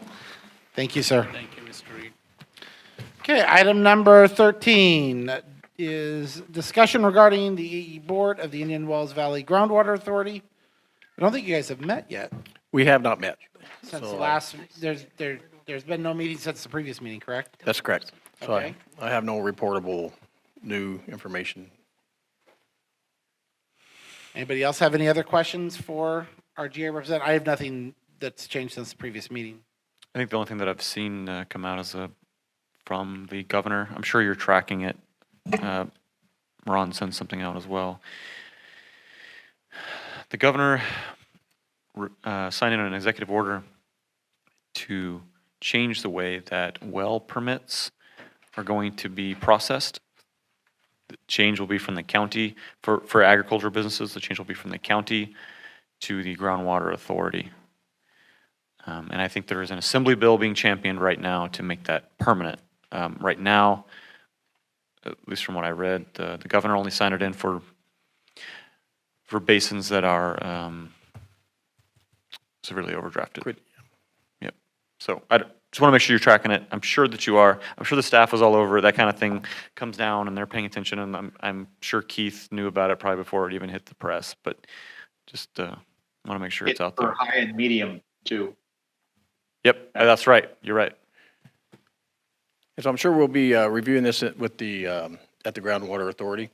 And so I do have this before me tonight. And so basically it's stating that wells, any new wells outside of de minimis will be required. The agencies that govern well permitting will be working in cohesion with the Groundwater Authority. They'll bring these new wells and they'll be reviewed to determine if they impact the GSP in any negative manner and create any significant negative aspects, whether it's, subsidence or any of the other negative impacts that we see with overdraft.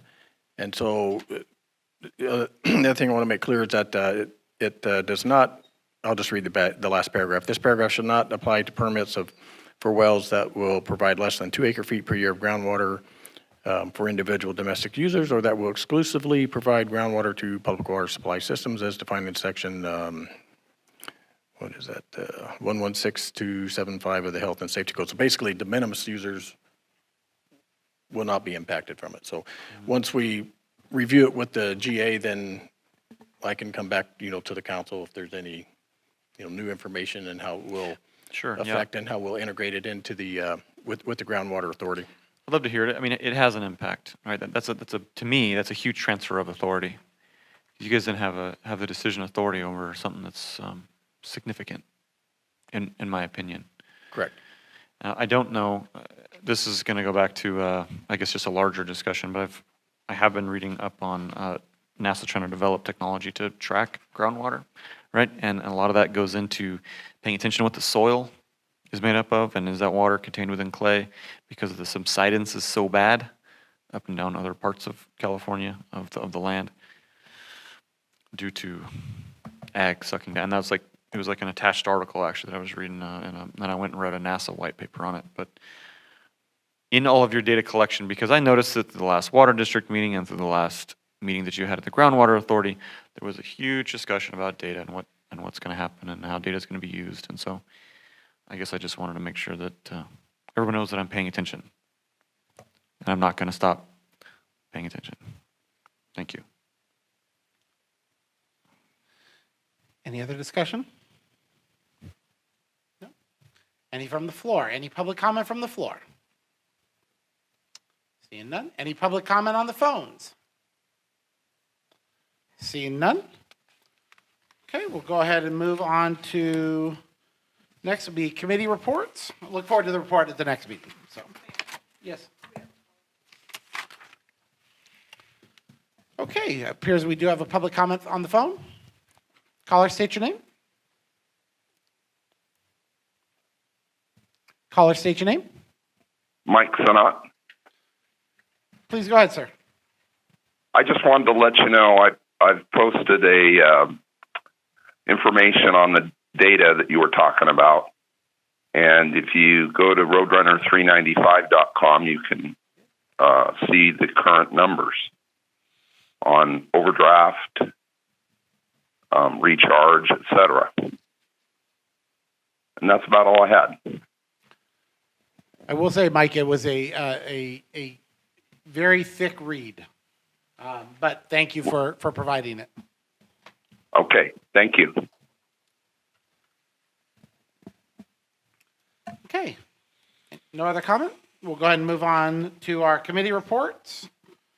First is quality of life. We did not meet yesterday, but we met on the 23rd.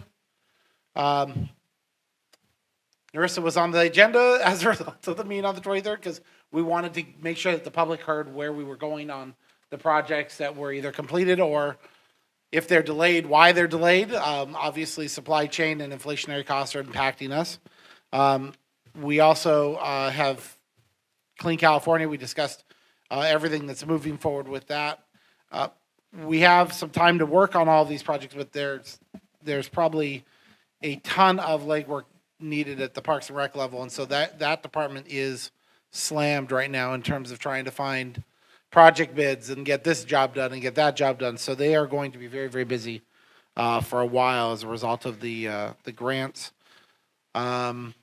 We talked about the basketball league and the soccer league both coming up, and we're happy to see our kids out playing again. I know that at least a couple of us in the room had kids that were playing at basketball, and it was nice to see them out there and smiling.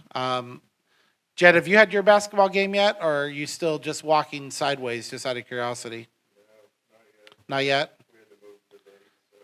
So when is the infamous? Not yet. Okay. I have asked our social media team to make sure to record that for publication. Okay.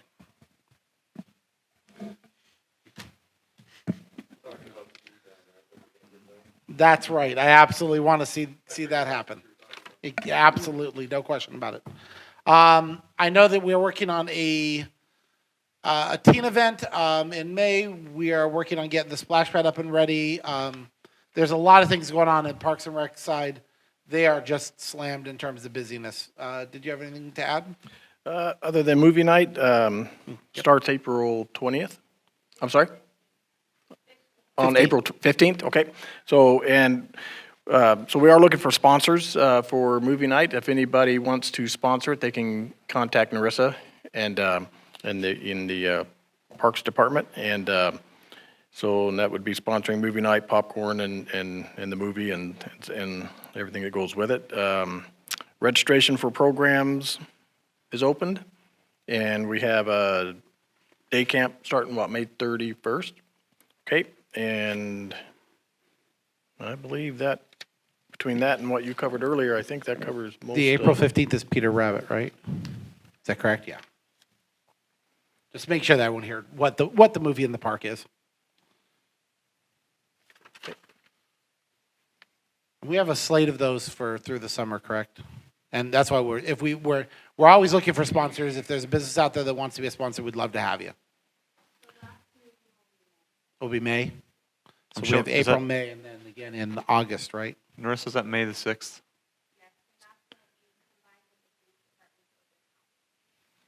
Yep, I just wanted to make sure. If people didn't hear, I don't know if you guys got a chance to report on that. I just saw it today, that the police department's going to have an open house movie to follow at Freedom Park. And that is May the 6th, 6 to 8. Movie to follow is Encanto. There are going to be 100 kids singing. We don't talk about Bruno.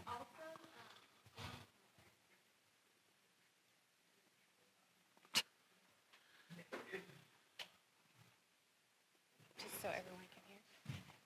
April 15th movie is sponsored by Alta One, and they're doing a big Easter egg hunt also that night before the movie. So on April 15th, everything will start at 6, and there's going to be face painting, the Easter Bunny, and all kinds of other activities going on out there. And then the movie will start at 8. That's cool. And the splash pad will open next week on Monday. We'll be posting that information tomorrow. Fantastic. Anything else from Quality Life? I think that covers it. Takes us to Infrastructure Committee. We did not meet. We had a staff availability issue, so we had to cancel. Mr. Reed. Okay. Next would be other committees, boards, or commissions. I don't think there's been that much.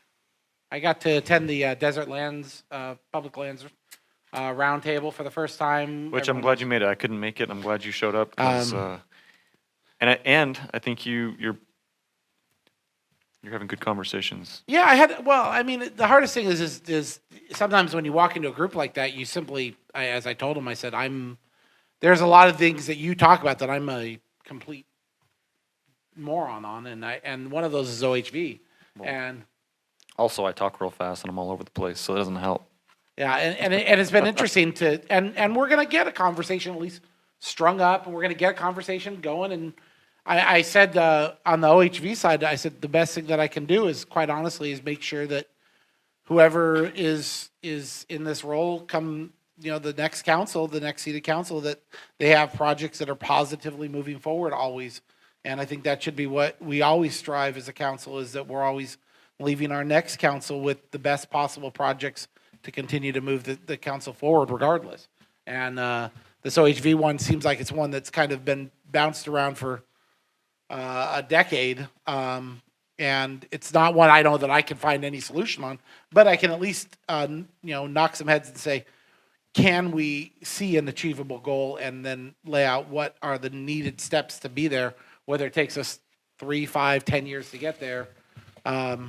We were talking about wastewater earlier, and I still remember asking, Congressman Thomas about wastewater circa 2005, 2006.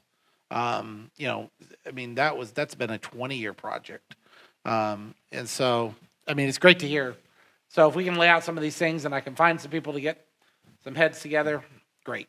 I will turn into something, who knows. But it was interesting to meet him. I'm gonna step away real quick while you're talking. Okay. Any other boards or commissions? No? Okay, city manager report? Nothing at this time. Future agenda items. I don't know of any that I have any future agenda items for you.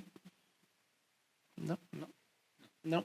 I can say I know that there's some items coming to Planning Commission that we've been working on through City Org.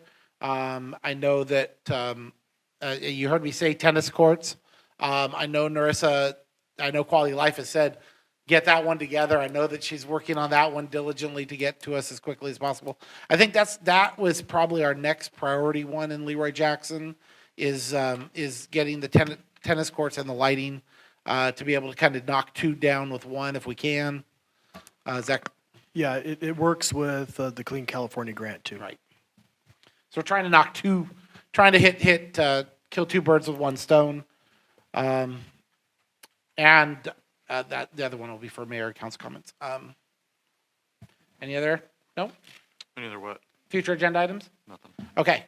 Mayor and council comments, we'll go ahead and we'll go left to right. Kyle, you're up first.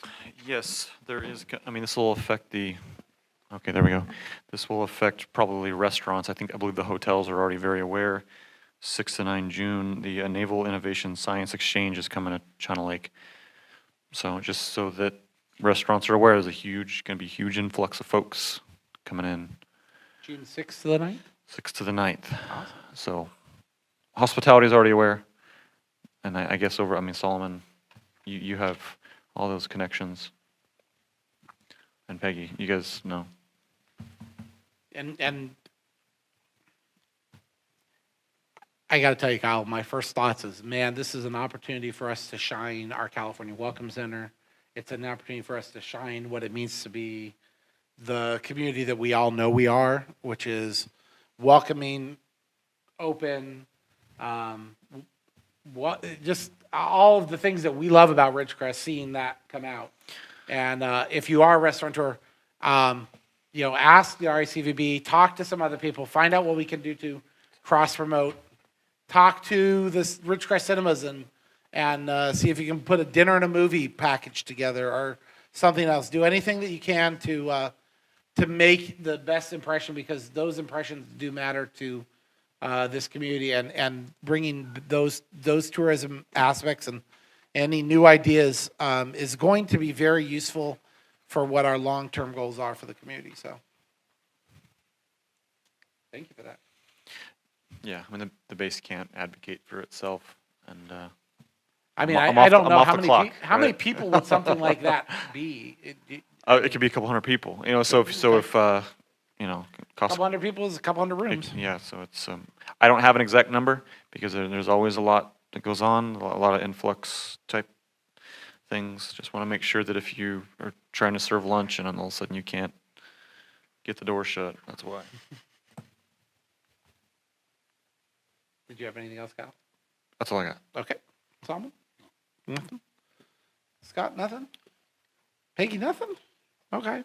Well, my thing is I just very simply apologize for being running in here at the last minute tonight. I was in Sacramento for the last 2 days. I had meetings with Senator Grove and with Assembly Member Fong on both Monday and Tuesday. Again, I can't reiterate how important public advocacy is. And I got a chance to deliver the first of my little public advocacy Ericisms. And that was, I went to Washington, D.C. in February, as you guys know, and one of my frustrations when I walked out of Congressman McCarthy's office was that there were no pictures or nothing else that represented Ridgecrest in the office. I came back home and I said, I'm solving this problem. And I got to deliver to Congressman Fong the first of multiple wooden city seals that I've had created. And I'll be happy to show the pictures to council or anybody would like them. I haven't had a chance to post it up yet. But he got the first one and he immediately took a picture of it and sent it to Shannon and Shannon and Kevin saying, I got the first one.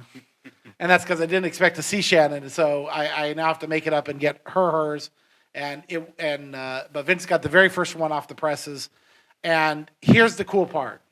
Being manufactured by a locally owned veteran small business, which means that it's somebody in our town doing what they love about our town and showing it at our elected officials level. And I'm telling you, it makes a difference because when you walk into somebody's office and you want to talk to them, you want to see your town, your community represented, and I love and thank all of them for letting us do that. So, Good job. the other one is I was very proud to see us present the first key to the city. I came with this last year. I said, well, here's why we're doing it. We had to work out the bugs. We've got all the bugs taken care of. We've got a process. And I want to be clear, it's not like you're going to see this happen every meeting, but you are going to see it happen in a couple meetings back to back because we have a queue of applications that we've been waiting on for a couple months.